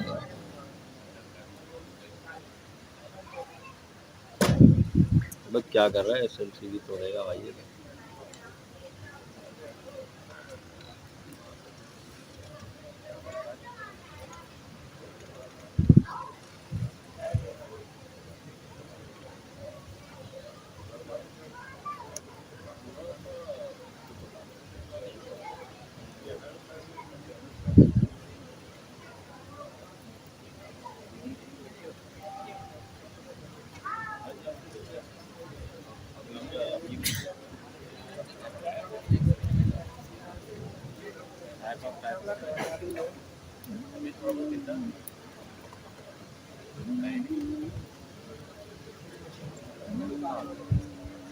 हाँ जी, जो हमारे पास आउटपुट है उसकी टाइप क्या है? क्या है? स्ट्रिंग। तो बाय डिफॉल्ट जब हमारे पास एलएलएम से आंसर आता है, उसकी टाइप क्या होती है? स्ट्रिंग। इतना क्लियर है? लेकिन अगर हम चाहते हैं कि जो हमारे पास आउटपुट है वो एक स्ट्रक्चर फॉर्मेट में, किसमें आए? स्ट्रक्चर फॉर्मेट में, मतलब एक ऑब्जेक्ट की शक्ल में आए, एक पूरे स्ट्रक्चर की शक्ल में, जिसमें की वैल्यू पेयर्स हों, तो हम ये काम भी एजेंट एसडीके में कर सकते हैं। पहले मसला समझ आया? अभी हमारे पास जो आउटपुट आ रहा है सिंपल स्ट्रिंग आ रहा है, लेकिन कोई ऐसा केस है जहां मुझे स्ट्रक्चर आउटपुट चाहिए, जहां मुझे की वैल्यू पेयर्स चाहिए। जैसे आप कोई फंक्शन लिख रहे हैं, आप कोई कोड आप चाहते हैं कि यहाँ पर मेरे पास जब रिजल्ट आए तो उसमें की वैल्यू पेयर्स हो। लाइक अगर वेदर आ रहा है इन कराची, ठीक है, तो हमारे पास सिटी हो वो कराची हो, ठीक है, सिटी क्या हो? कराची हो। वेदर क्या हो? सनी हो। टेम्परेचर क्या हो? 25। अभी ये सब कुछ एक लाइन में आ रहा है, स्ट्रिंग में आ रहा है, ये स्ट्रक्चर फॉर्मेट में नहीं आ रहा। लेकिन मैं चाह रहा हूं कि अगर मैं इसे स्ट्रक्चर फॉर्मेट में गेट करूं, की वैल्यू पेयर्स के अंदर गेट करूं, तो उसे भी हम कह सकते हैं, और उसे कहते हैं स्ट्रक्चर आउटपुट। कि हमारे पास बाय डिफॉल्ट जो आउटपुट होता है वो स्ट्रिंग होता है, लेकिन अगर मैं इसे किसी स्ट्रक्चर के अंदर, किसी खाके के अंदर ढालना चाहूँ, तो मैं उसे कहूँगा स्ट्रक्चर आउटपुट। अब उसे कैसे गेट करेंगे? तो उसका तरीका ये है, सबसे पहले हमें एक स्ट्रक्चर, एक टाइप बनानी पड़ेगी। क्या करनी पड़ेगी? एक टाइप बनानी पड़ेगी, क्योंकि भाई एलएलएम को क्या मालूम, एजेंट को क्या मालूम।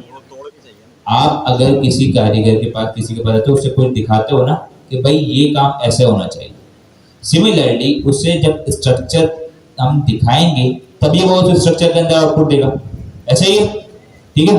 तो सबसे पहले हमें एक स्ट्रक्चर बनाना पड़ेगा, और मैं यहाँ पर स्ट्रक्चर बनाऊंगा पाइडेंटिक के जरिए, और मैं पाइडेंटिक भी बताऊंगा क्या है, लेकिन ब्रीफ बता देता हूँ पाइडेंटिक क्या है। एक लाइब्रेरी है। पाइडेंटिक क्या है? लाइब्रेरी है डेटा वैलिडेशन के लिए। किसके लिए? डेटा वैलिडेशन के लिए। उससे हम ऑब्जेक्ट्स के स्ट्रक्चर बनाते हैं। क्या बनाते हैं? डेटा का स्ट्रक्चर बनाते हैं कि हमारे पास ये डेटा है, इसका ये स्ट्रक्चर होना चाहिए। मतलब एक अगर हमारे पास फॉर्म का डेटा आ रहा है, कोई भी डेटा है, उसमें नेम होना चाहिए और नेम के अंदर ये वैलिडेशन लगनी चाहिए। अगर नेम है तो वो स्ट्रिंग होना चाहिए, अगर एज है तो वो इंटीजर होना चाहिए। सिमिलरली और सारी वैलिडेशन हम करते हैं।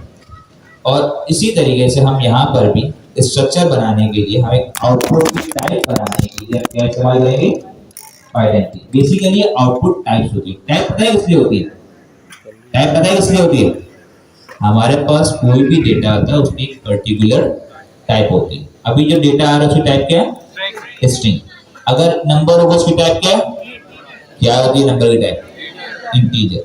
सिमिलरली आप अगर कोई किसी ऑब्जेक्ट का, किसी मॉडल का स्ट्रिंग बनाना चाह रहे हैं, आप आइडेंटिटी के जरिए बना सकते हैं। आइडेंटिटी अगर चाहें तो पूरी क्लास जाएगी, लेकिन सिंपल ये समझें फिलहाल हम आइडेंटिटी इस्तेमाल कर रहे हैं और अगर कोशिश करते हैं आइडेंटिटी का भी कुछ ना कुछ करते हैं। ठीक है,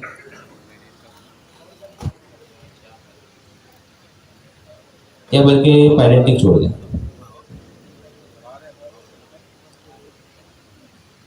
हम एक काम करते हैं, डेटा क्लास सबने इस्तेमाल की हुई है? डेटा क्लास तो इस्तेमाल की हुई है हमने? नहीं की?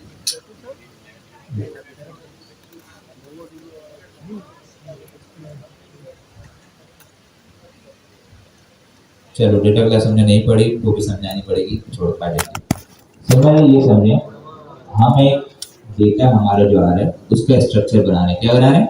डेटा का स्ट्रक्चर। क्लास वेदर रिक्वेस्ट और इसे मैं इनहेरिट करूंगा।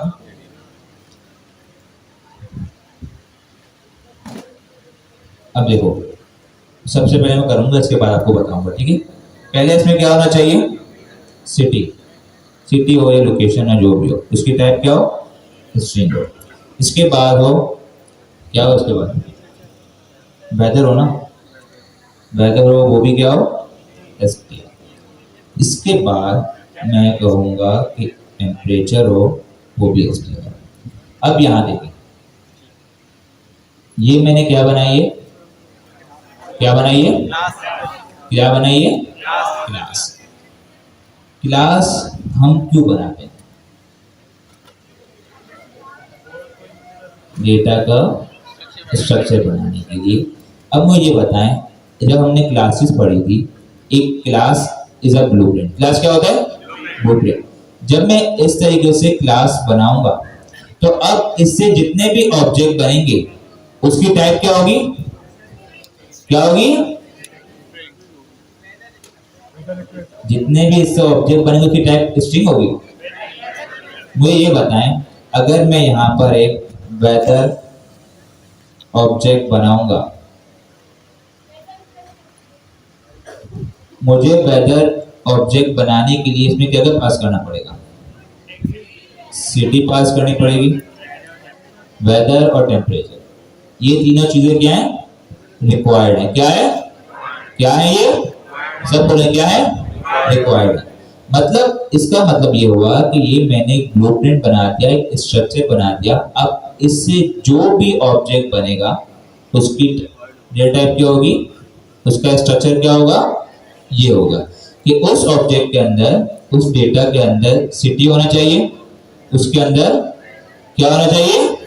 वेदर और टेम्परेचर। इतना क्लियर है? अब बात आती है आइडेंटिटी की। तो आइडेंटिटी डेटा वैलिडेशन के लिए होता है। किसके लिए होता है? एक काम करते हैं, पहले हटा भी देते हैं और ऐसे ही से चलाएंगे फिलहाल के लिए। ये तो मैंने सिंपल क्लास बना दी, सिंपल क्लास बना दी। चलो पहले इसको करते हैं, इसके बाद बढ़िया से करेंगे। ठीक है, ये समझ आया मैंने क्लास क्यों बनाई? किसके लिए बनाई है? स्ट्रक्चर के लिए बनाई है। किसके लिए बनाई है?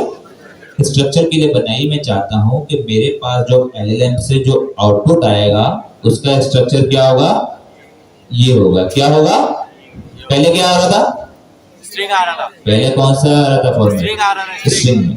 लेकिन अब मैं चाह रहा हूं कि मेरे पास सिर्फ स्ट्रिंग ना है बल्कि एक प्रॉपर फॉर्मेट के अंदर मेरे पास डेटा है। तो मैंने एक क्लास बनाई, एक स्ट्रक्चर बनाया और इसको पास कर दिया एजेंट के अंदर। एजेंट में एक पैरामीटर है आउटपुट टाइप। क्या है, आउटपुट टाइप, जो कि ये बताता है कि आपके आउटपुट की टाइप क्या होगी। Copy,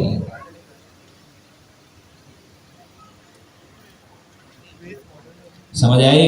yes sir. अगर आप सिंपल एक काम है, आप चाह रहे थे पहले स्ट्रिंग में आ रहा था और अब जो हमारे पास डेटा आएगा वो किस में आएगा, एक स्ट्रक्चर फॉर्मेट में आएगा जिसमें तीन चीज होंगी।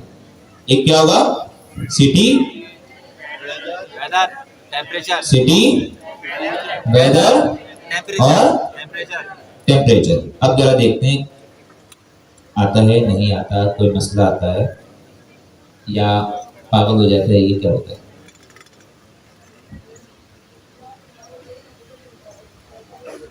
अब जरा गौर से देखें इसको। पहले जो हमारे पास जो आउटपुट आ रहा था कैसे आ रहा था, स्ट्रिंग, कैसे आ रहा था, String. सिंपल, सब बोले कैसे आ रहा था, स्ट्रिंग, कैसे आ रहा था, स्ट्रिंग में आ रहा था।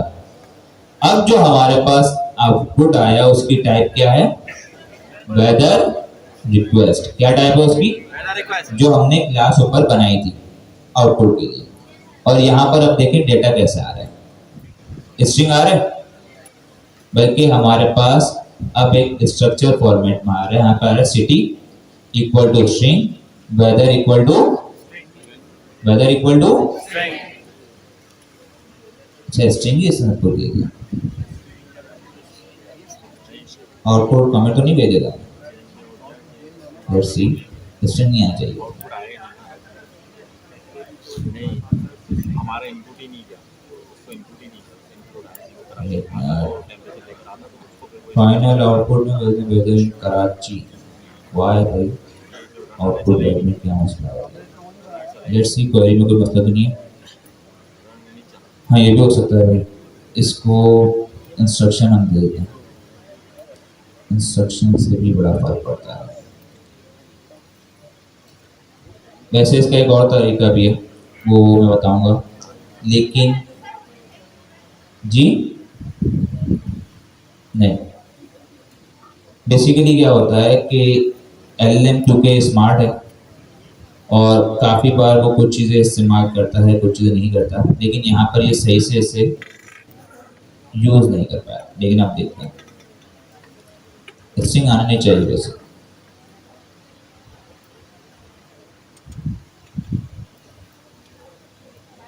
क्यों भाई, और हमने इसको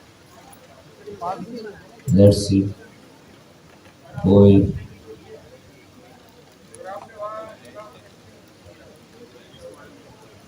एक मिनट एक मिनट एक मिनट एक मिनट,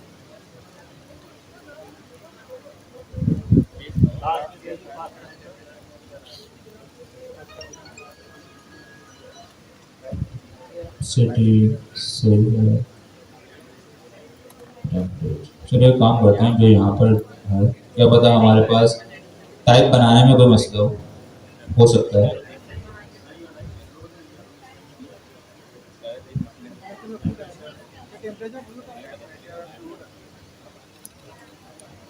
लेट्स सी, एक मिनट लेट्स सी क्या मसला है।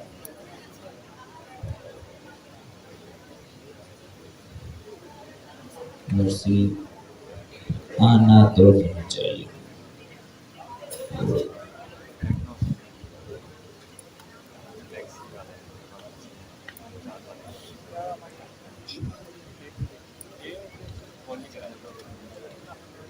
ऐसा भी होता है भाई। अब देखते हैं क्या आ रहा है, अब सही है, मतलब हमने टाइप बनाई थी उसमें कुछ इशू हो गया लगता है हमसे।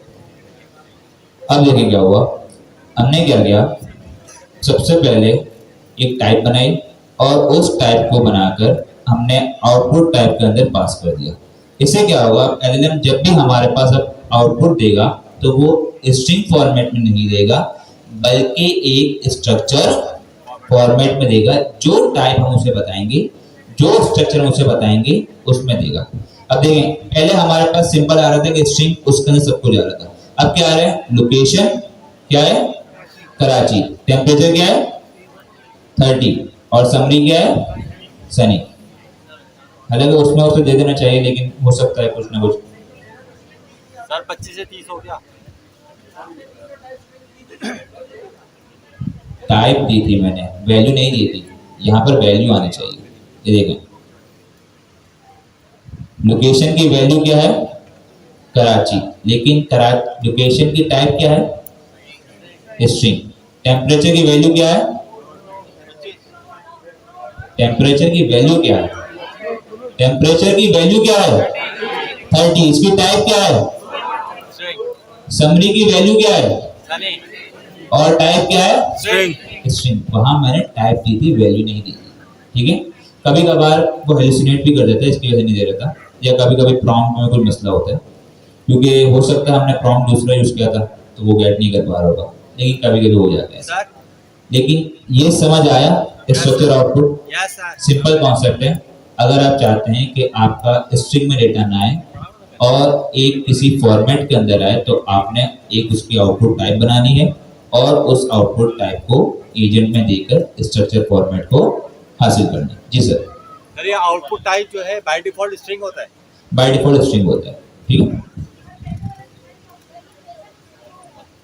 ये जेसन स्कीमा नहीं हुआ, यह आउटपुट टाइप है उसकी। वो अलग बात है कि वो स्कीमा बन जाता है, लेकिन यह आउटपुट टाइप है। जी, किसी क्वेश्चन था वहां से? जी सर। यार वो ये सिंपल ही है, इसने बोल दिया ऊपर एक वो बनाया स्ट्रक्चर बनाया, ठीक है, वो क्या करो, ये स्ट्रक्चर है ये मैं तुमसे सवाल पूछूंगा, ये अब तुम जो जवाब मुझे दोगे क्वेरी जो भेजी है यहाँ पर इसे क्या कहें, मुझे जवाब कैसे दोगे, मुझे मुंह से जवाब स्ट्रक्चर में वो कभी देगा कभी नहीं देगा, लेकिन अगर हम उसे कुछ फोर्स करवाना है, वैसे अगर हम उसे स्ट्रक्चर में कहें तो वो बाद बात दे देगा। लेकिन अगर कुछ हम इन्फोर्समेंट करवाना चाहें कि नहीं तुम्हें ये चीज देनी है, हर बार जब भी आउटपुट आएगा वो उसी फॉर्मेट में आएगा, तो हम आउटपुट टाइप प्रोवाइड कर सकते हैं। ठीक है, वरना एलएलएम को अगर हम कभी प्रॉम्प्ट देते हैं ना तो वो कभी कभी स्ट्रक्चर फॉर्मेट देते हैं, लेकिन वो सेम स्ट्रक्चर नहीं होता कभी, ये ध्यान में रखें। उसमें यूनिफॉर्मिटी मतलब सेम नहीं होता कभी वो। लेकिन अगर हम चाह रहे हैं कि जब भी हमारा आउटपुट है वो सेम स्ट्रक्चर का हो, कौन से सेम स्ट्रक्चर का, उसका जो खाका हो, उसकी जो टाइप हो, उसका स्ट्रक्चर हो सेम हो, तब हम उसे आउटपुट टाइप देंगे। अब हमारे पास जो भी आंसर आ जाए, जैसे भी सही का आंसर आ जाए, उसको जैसे इसको प्रॉपर्टी मिलेगी वो इसी उसमें देगा। क्लियर है? ठीक है, ये था कॉन्सेप्ट हमारे पास स्ट्रक्चर आउटपुट का, सिर्फ इतना सा कॉन्सेप्ट। जी, कोई मसला है इसमें? जी सर। आइडेंटिटी हमारे पास डेटा वैलिडेशन की एक लाइब्रेरी है। अगर मैं इसे ना दूं तो हो सकता है, लेट्स सी सही काम करेगा नहीं करेगा, नहीं करेगा। अब इससे क्या होता है, हमने दोबारा अभी किसी ने कहा था जेसन स्कीमा, ऐसे ही होता है क्योंकि उसके पास जब हमारे पास जाता है उसका स्कीमा जाता है, तभी मैंने वो बता दिया था। आइडेंटिटी क्या करता है, इस पूरी क्लास को एक स्कीमा के अंदर कन्वर्ट कर देता है। अभी फिलहाल ये समझे, लेकिन आइडेंटिटी का अक्सर काम यही होता है कि वो स्कीमा में भी कन्वर्ट करता है और उस डेटा के साथ साथ वैलिडेशन करता है। फॉर सपोज अगर मैंने कोई प्रॉपर्टी लगाई, उसकी टैग मैंने दी स्ट्रिंग, अब अगर मैं वैलिडेशन करवाऊंगा आइडेंटिटी के जरिए और अगर उसमें नंबर गया तो वो एरर थ्रो कर देगा आइडेंटिटी का। क्लियर है? ठीक है, ये फिलहाल ये समझिए, जब इसने टाइप बताई, स्ट्रक्चर बताया, उसका स्कीमा चलेगी और आउटपुट टाइप हमारे पास आ गई। क्लियर है? Yes sir. ठीक है, यहाँ तक कोई मसला? No sir. ठीक है, आउटपुट टाइप हो गई। एक और छोटा टॉपिक है और वो है, कौन सा था हमारा, नहीं कौन सा, फाइल वाला, नहीं नहीं हॉस्टल टूल्स हम फिर कभी देंगे, क्योंकि हॉस्टल टूल में करा भी दो ना, यहाँ पर 3-4 लोगों के पास एपीआई है और जिनके पास है वो ऑलरेडी वो उससे अटेंड कर सकते हैं, बाकी लोगों को कोई फायदा नहीं है।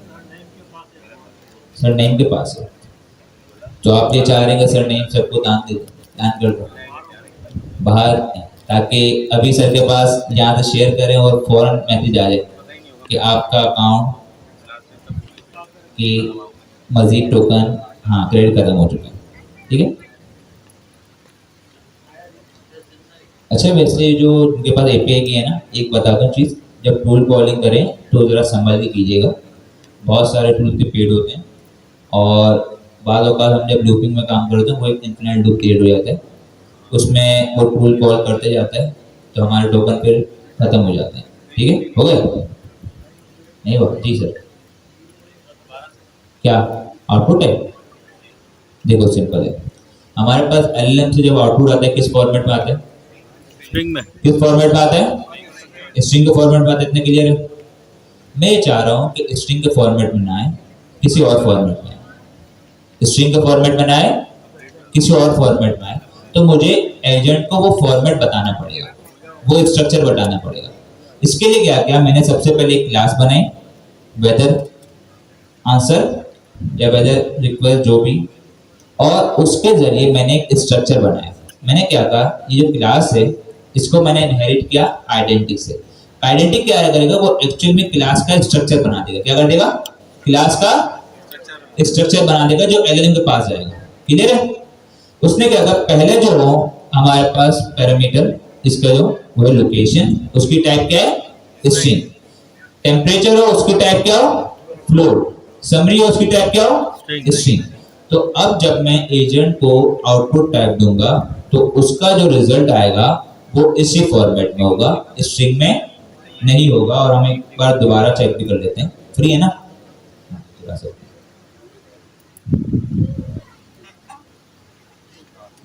क्या हो गया इसको,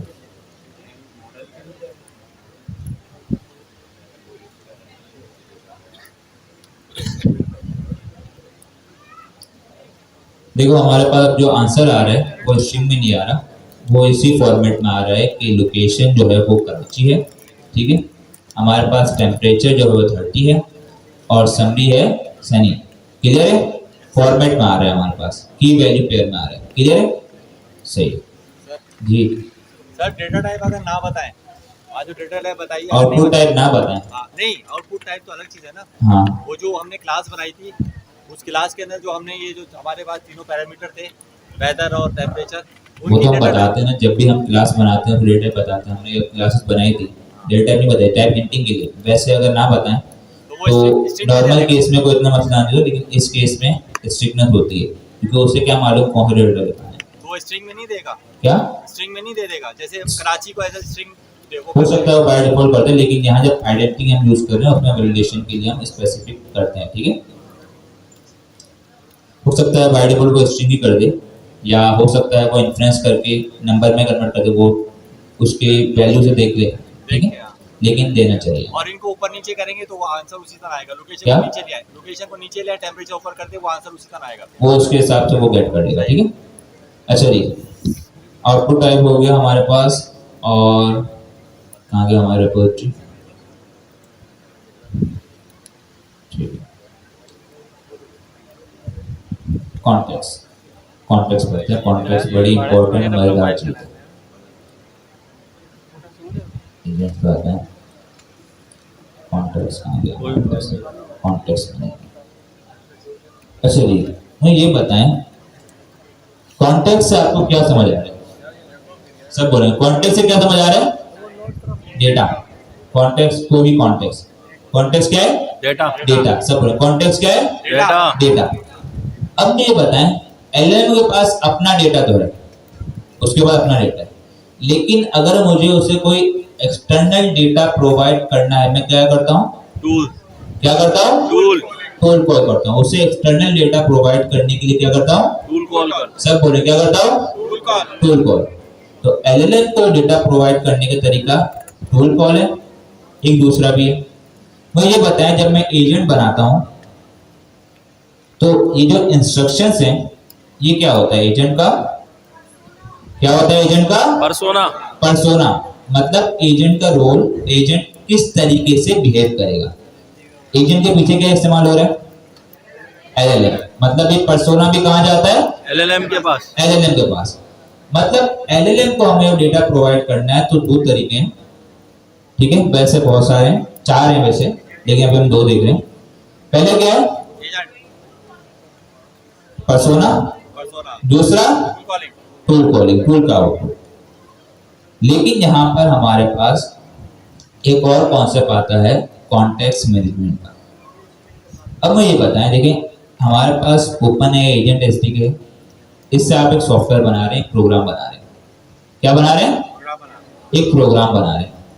अब एक डेटा तो वो हो गया जो आप एलएलएम को प्रोवाइड कर रहे हैं, एक डेटा वो हो गया जो आप सब बोलेंगे, एक डेटा वो हो गया जो एलएलएम को प्रोवाइड कर रहे हैं।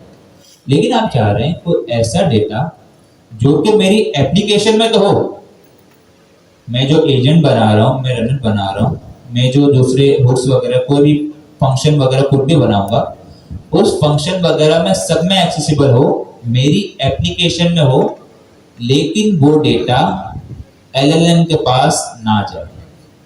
समझ आई? ऐसा डेटा जो लोकली मेरे सिस्टम पर हो, मेरी एप्लीकेशन में हो, लेकिन एलएलएम के पास ना जाए, वो काम भी हम कॉन्टेक्स्ट मैनेजमेंट के जरिए कर सकते हैं। क्लियर हुआ ये? दोबारा एक्सप्लेन कर रहा हूँ। एक डेटा वो होता है जो एलएलएम के पास आता है, जैसे टूल का आउटपुट, पर्सोना। एक वो डेटा होता है जो एलएलएम के पास हमें नहीं भिजवाना, हम चाह रहे हैं लोकली हमारे काम के लिए, लोकली हमारे काम के लिए हो, वो काम भी हम करवा सकते हैं कॉन्टेक्स्ट मैनेजमेंट से। अब यहाँ क्या लिखा हुआ है कॉन्टेक्स्ट मैनेजमेंट में? Context is an overloaded term. There are two main classes of context you might care about. Context available locally to your code. पहला वाला ये आया। कौन सा context डेटा जो लोकली हमारे पास अवेलेबल है? ये डेटा कौन सा है? The data and dependencies you might need when tool function run during callbacks like on handoff। मतलब ये है कि लोकली जब आप कोई फंक्शन बनाएंगे, कोई टूल बनाएंगे, कोई भी काम करेंगे, आप चाह रहे हैं उसमें मुझे कोई लोकल डेटा सेव करवाना। सब सिंपल एग्जांपल है, हम एजेंट बना रहे हैं, हाँ या ना, उसको रन करवाते हैं। मैं ये चाहता हूं कि जैसे ही मेरा एजेंट रन हो, उसकी टाइम कैलकुलेशन हो जाए। क्या हो जाए? टाइम कैलकुलेशन हो जाए। जैसे ही वो रन हो, वहां पर स्टार्ट हो जाए, जैसे ही वो एंड हो, स्टॉप हो जाए, और मेरे पास एक डेटा सेव होकर मेरे पास आ जाए। अब ये डेटा एलएलएम के काम का है? एलएलएम के काम का है? नहीं है। ये डेटा क्या है? लोकली है। क्या है? लोकली मेरे काम का है। तो ये डेटा होगा, ये कॉन्टेक्स्ट होगा, इसे हम कहेंगे लोकल कॉन्टेक्स्ट। क्या कहेंगे? Local context. क्या कहेंगे इसे?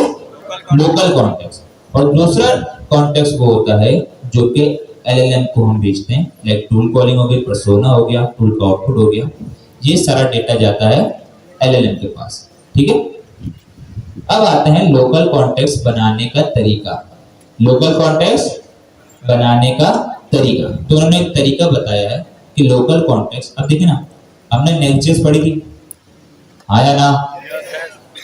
कोई भी लाइब्रेरी, कोई भी फ्रेमवर्क, कोई हमें फीचर्स प्रोवाइड करता है तो उसके साथ साथ उसका सिंटेक्स भी प्रोवाइड करता है। वो कहता है ये काम मैं अलाउ करता हूं करना, लेकिन इसे करने का तरीका मैं बताऊंगा, सिंटेक्स मैं बताऊंगा। तो यहाँ पर यही कह रहा है। अब देखिए जरा इसको थोड़ा पहले एक्सप्लोर करेंगे।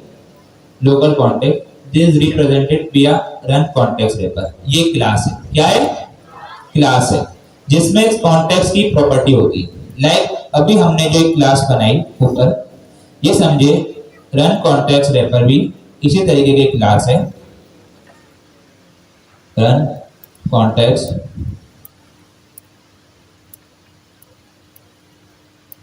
रेपर, ये इस तरीके की क्लास है जिसके अंदर कॉन्टेक्स्ट की एक प्रॉपर्टी है। ठीक है, समझ आए? ये कह रहा है रन कॉन्टेक्स्ट रेपर एक क्लास है जिसके अंदर कॉन्टेक्स्ट की प्रॉपर्टी है। अब ये कह रहा है you can create any Python object. Object किससे बनता है? पाइथन से। ऑब्जेक्ट किससे बनता है? क्लास से। You can create any Python object you want. A common pattern is to use data class और parentic object. हमने parentic अभी यूज किया है, मतलब हम जो हमने आउटपुट टाइप बनाई है, सिमिलरली इसी तरीके से हम एक कॉन्टेक्स्ट का भी स्ट्रक्चर बना सकते हैं, वो भी हम बनाएंगे। अब देखो, you pass that object to the various run methods. ये पास कहां पर होगा? रन के अंदर पास होगा। कहां पर पास होगा? रन के अंदर पास होगा। All your tool calls life cycle hooks, ये बाद में देखेंगे। ये कह रहा है जितने भी आपके टूल्स वगैरह होंगे, कॉल वगैरह, ये सब के सब उसे एक्सेस कर सकते हैं। The most important thing to be aware of every agent tool function life cycle, ये भी देख लेंगे। अब ये देख रहे हैं तरीका, तरीका हम देख रहे हैं। हम क्या कह रहे हैं? सिंपल, सबसे पहले मैं देखें, ये है ऑब्जेक्ट का स्ट्रक्चर बनाने का तरीका, क्लास का बनाने का तरीका, ठीक है। तरीका सेम होगा क्योंकि हमें एक स्ट्रक्चर बनाना है ना। हमें अगर क्लास बनाते थे, ऑब्जेक्ट जब उसका बनाएंगे तो पहले उसकी क्लास बनानी पड़ेगी और फिर उस ऑब्जेक्ट में जो डेटा टाइप हमने डिफाइन की होगी वो सब टेस्ट करेंगे। लाइक अगर मैं एक क्लास बनाऊं, यहाँ पर मैं सिंपल बनाता हूँ यूजर इन्फो। मैंने एक क्लास बनाई यूजर इन्फो की, बेस मॉडल से बना दी, चलो या बेस मॉडल ना भी बनाए, छोड़ो।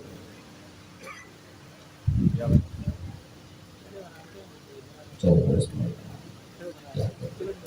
अब मैं क्या कर रहा हूँ? यूजर, समझे मैं क्लास बना रहा हूँ। क्या बना रहा हूँ? क्या बना रहा हूँ? क्लास। मैंने कहा यूजर इन्फो है, उसका नेम होना चाहिए, नेम स्ट्रिंग हो। क्या हो?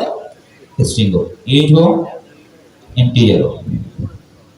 अब मुझे इसका एक ऑब्जेक्ट बनाना है। मैंने कहा यूजर ऑब्जेक्ट, मैं कहूँगा यूजर इन्फो नेम,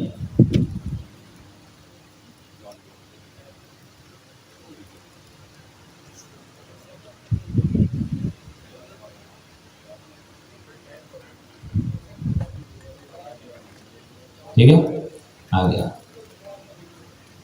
ये ऑब्जेक्ट बन गया। अब मैं अगर इसे प्रिंट करवाऊंगा तो ये प्रिंट भी हो जाएगा। अब मैं रनर वगैरह सबको हटा रहा हूँ, मैं सिंपल इसे, अभी मैंने क्या किया? सिंपल मैंने एक क्लास बनाई और उस क्लास से एक ऑब्जेक्ट बनाया और उसको प्रिंट करवा दिया। इतना क्लियर है? ठीक है। ये क्यों आ रहा है? ये डमी डेटा है यार, सही है। आउटपुट वाला डेटा डमी डेटा है, सही। यूजर इन्फो यार, सही आ रहा है। इतना समझ आ गया? यूजर इन्फो क्या होगा? हमने एक ऑब्जेक्ट बना लिया, ये एक डेटा हो गया। अब मैं ये चाह रहा हूँ कि ये जो मैंने डेटा बनाया है, ये मैं अपनी एप्लीकेशन के अंदर एक्सेस कर सकूं। क्या कर सकूं? एप्लीकेशन के अंदर एक्सेस कर सकूं। एलएलएम को नहीं भेजना मुझे अपने लोकल एप्लीकेशन के अंदर इसे इस्तेमाल करना है। तो मैं क्या करूंगा? इस जो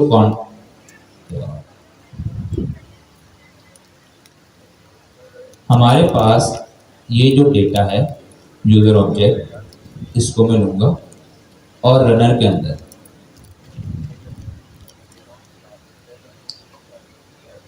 यहां एक हमारे पास आर्गुमेंट है कॉन्टेक्स्ट का। क्या है? कॉन्टेक्स्ट। मैंने यहां ये कॉन्टेक्स्ट पास कर दिया। अब क्या हुआ? मेरा जो रनर है, मेरा जो रनर लूप है, ये जो लोकल मेरी एप्लीकेशन है, इसमें मैंने उस डेटा को पास कर दिया। इतना क्लियर हुआ? मैंने डेटा बनाया, इतना क्लियर है?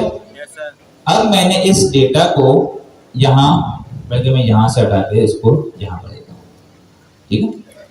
इस डेटा को मैंने अपनी एप्लीकेशन के अंदर पास कर दिया। क्लियर है? इतना सिर्फ पास किया। क्लियर है इतना? डेटा बनाया और उस डेटा को मैंने अपनी एप्लीकेशन के अंदर पास कर दिया। इसे कहेंगे लोकल कॉन्टेक्स्ट। क्या कहेंगे? क्या कहेंगे?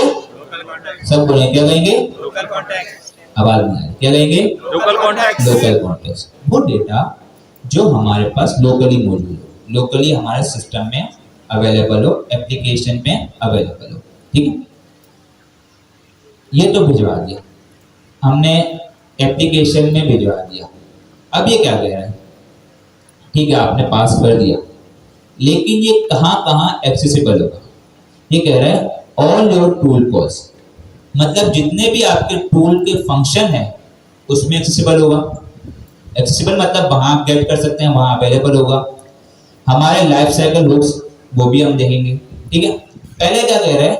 टूल कॉल्स, वो देखते हैं। अब देखें, यहां पर हम फंक्शन बना रहे हैं ना टूल वाले, एक तो हमारे पास लोकेशन है। सबसे पहला, अगर हम कभी कॉन्टेक्स्ट प्रोवाइड कर रहे हैं किसी भी एप्लीकेशन के रनर के अंदर, तो जब भी हम कोई फंक्शन बनाएंगे, कोई टूल बनाएंगे, तो उस टूल के अंदर वो कॉन्टेक्स्ट अवेलेबल होगा। क्लियर है? उस टूल के अंदर वो कॉन्टेक्स्ट अवेलेबल होगा, यहां उसे मिल जाएगा। हमें क्या करना है? हमें लिखना है कॉन्टेक्स्ट इक्वल टू, अब इसकी टाइप देते हैं। टाइप वैसे ना आए तब भी मसला नहीं है, लेकिन इसकी एक टाइप है रन कॉन्टेक्स्ट रैपर। हम इसे इंपोर्ट कर देते हैं। ठीक है, चलो अगर मैं फिलहाल इसको ना दूं, लेकिन मैं आप लोगों को बताऊंगा प्रिंट करके इसे।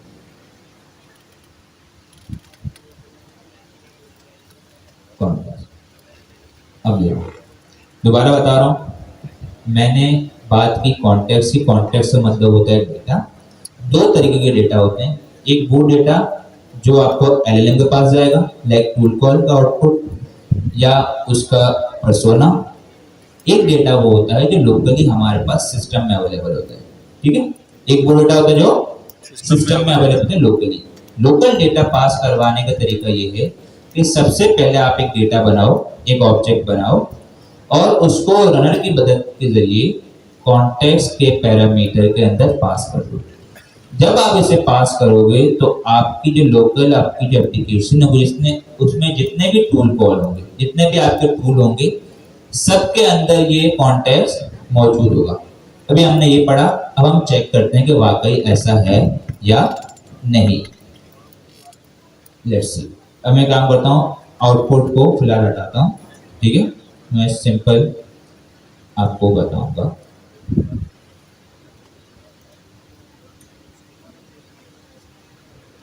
कॉन्टेक्स्ट नहीं आया, क्यों नहीं आया? वेदर उसने कॉल किया है, क्या करें? मैंने टूल कॉल हुआ, कॉन्टेक्स्ट यूजर ऑब्जेक्ट, और यहाँ पर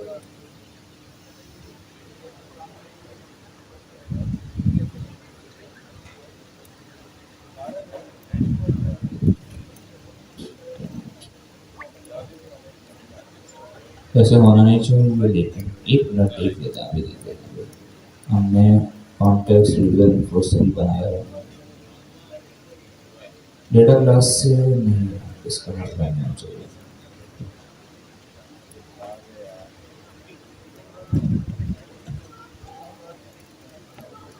प्रिंट टाइप किया जी, प्रिंट कॉन्टेक्स्ट इसको मिला नहीं, लेकिन मिल जाना चाहिए था।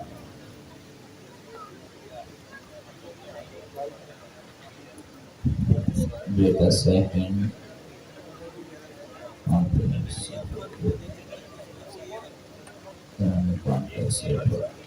चलो देखते हैं इस तरीके से अगर मिले।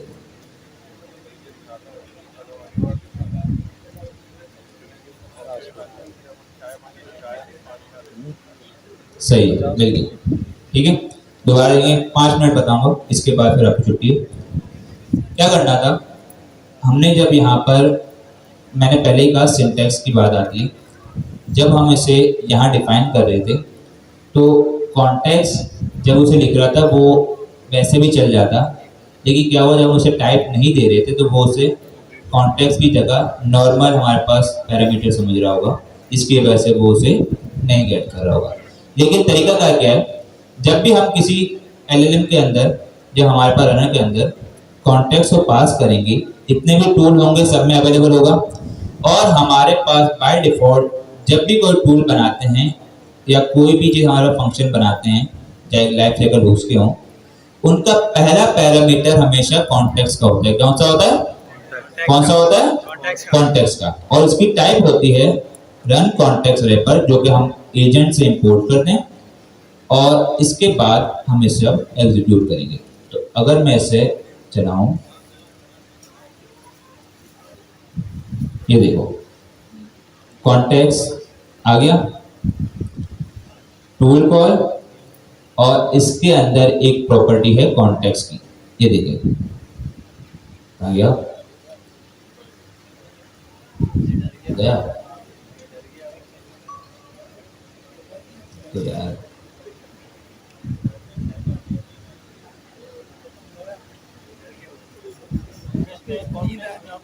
अटक गया।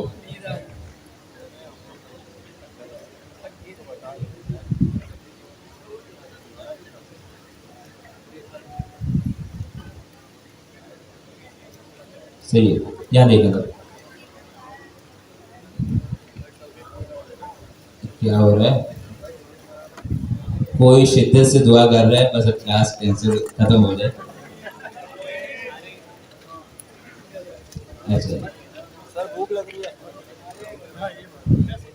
जूम आउट ऐसे ही रहने दें, सिंपल है। कॉन्टेक्स्ट हमारे पास हमने प्रिंट करवाया है। कॉन्टेक्स्ट के अंदर एक क्लास आ रही है टूल कॉन्टेक्स्ट, जो कि उसकी क्लास है। उसके अंदर हमारे पास एक प्रॉपर्टी है कॉन्टेक्स्ट की। क्या है? कॉन्टेक्स्ट की प्रॉपर्टी, जिसमें हमारा जो डेटा हमने पास किया था वो आ गया। अब अगर मुझे इसे गेट करना है तो मैं क्या करूंगा? कॉन्टेक्स्ट, लेकिन मैं इसको यहाँ पर नेम चेंज करता हूँ, मैं कर रैपर, और यहाँ मैंने इसको क्या रैपर,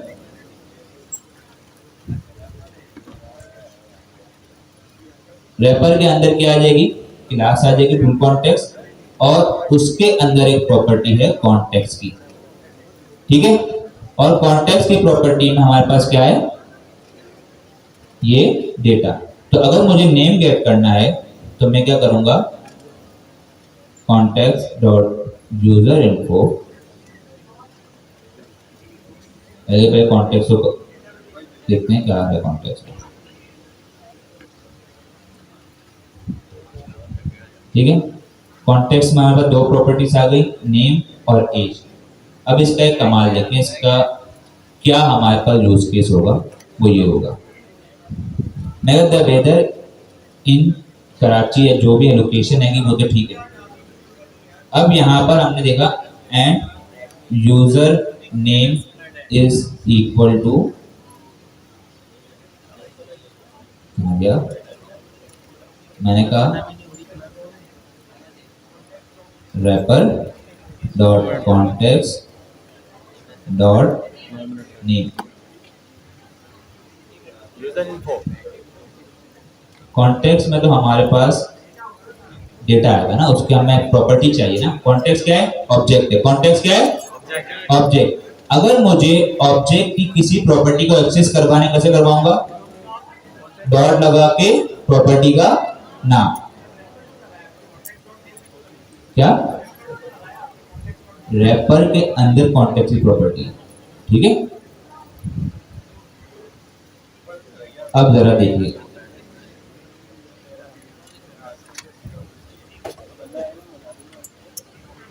फाइनल आउटपुट होना प्रिंट नहीं किया।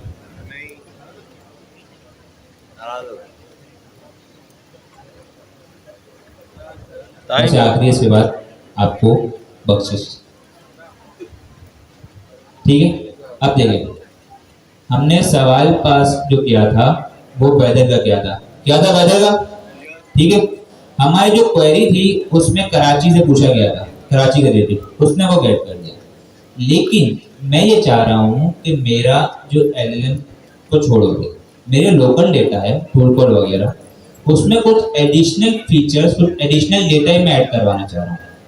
तो मैंने क्या किया? मैंने कहा लोकल कॉन्टेक्स्ट बनाया, उसको पास कर दिया मेरे रनर के अंदर, और मेरे टूल कॉल में उसे एक्सेस करवा के गेट कर दिया। सिमिलरली मैं इसे चेंज भी कर सकता हूँ, और ये आपका होमवर्क है। आप लोगों का होमवर्क क्या होता है? एक तो आपका टूल वाला हो गया, कितने लोगों ने वो कर लिया था? नहीं किया, काफी लोगों ने। पहला आपका असाइनमेंट वही वाला है जो आपने टूल कॉलिंग करना है। दूसरा, स्ट्रक्चर आउटपुट में आपने अब मल्टीपल टाइप्स बनानी है आउटपुट की और उन सबको चेक करना है बारी बारी, ठीक है। तीसरा असाइनमेंट आपका, पहला असाइनमेंट आपका वही वाला जो क्लास असाइनमेंट था, आप लोगों ने जो कंप्लीट करना है, ठीक है। दूसरा असाइनमेंट आपने स्ट्रक्चर आउटपुट का करना है, उसमें आपने मल्टीपल टाइप्स बनानी है और उन टाइप्स को बारी बारी चेक करना है कि किस टाइप में क्या इशू आ रहा है या वो सही तरह काम कर रहा है नहीं कर रहा है।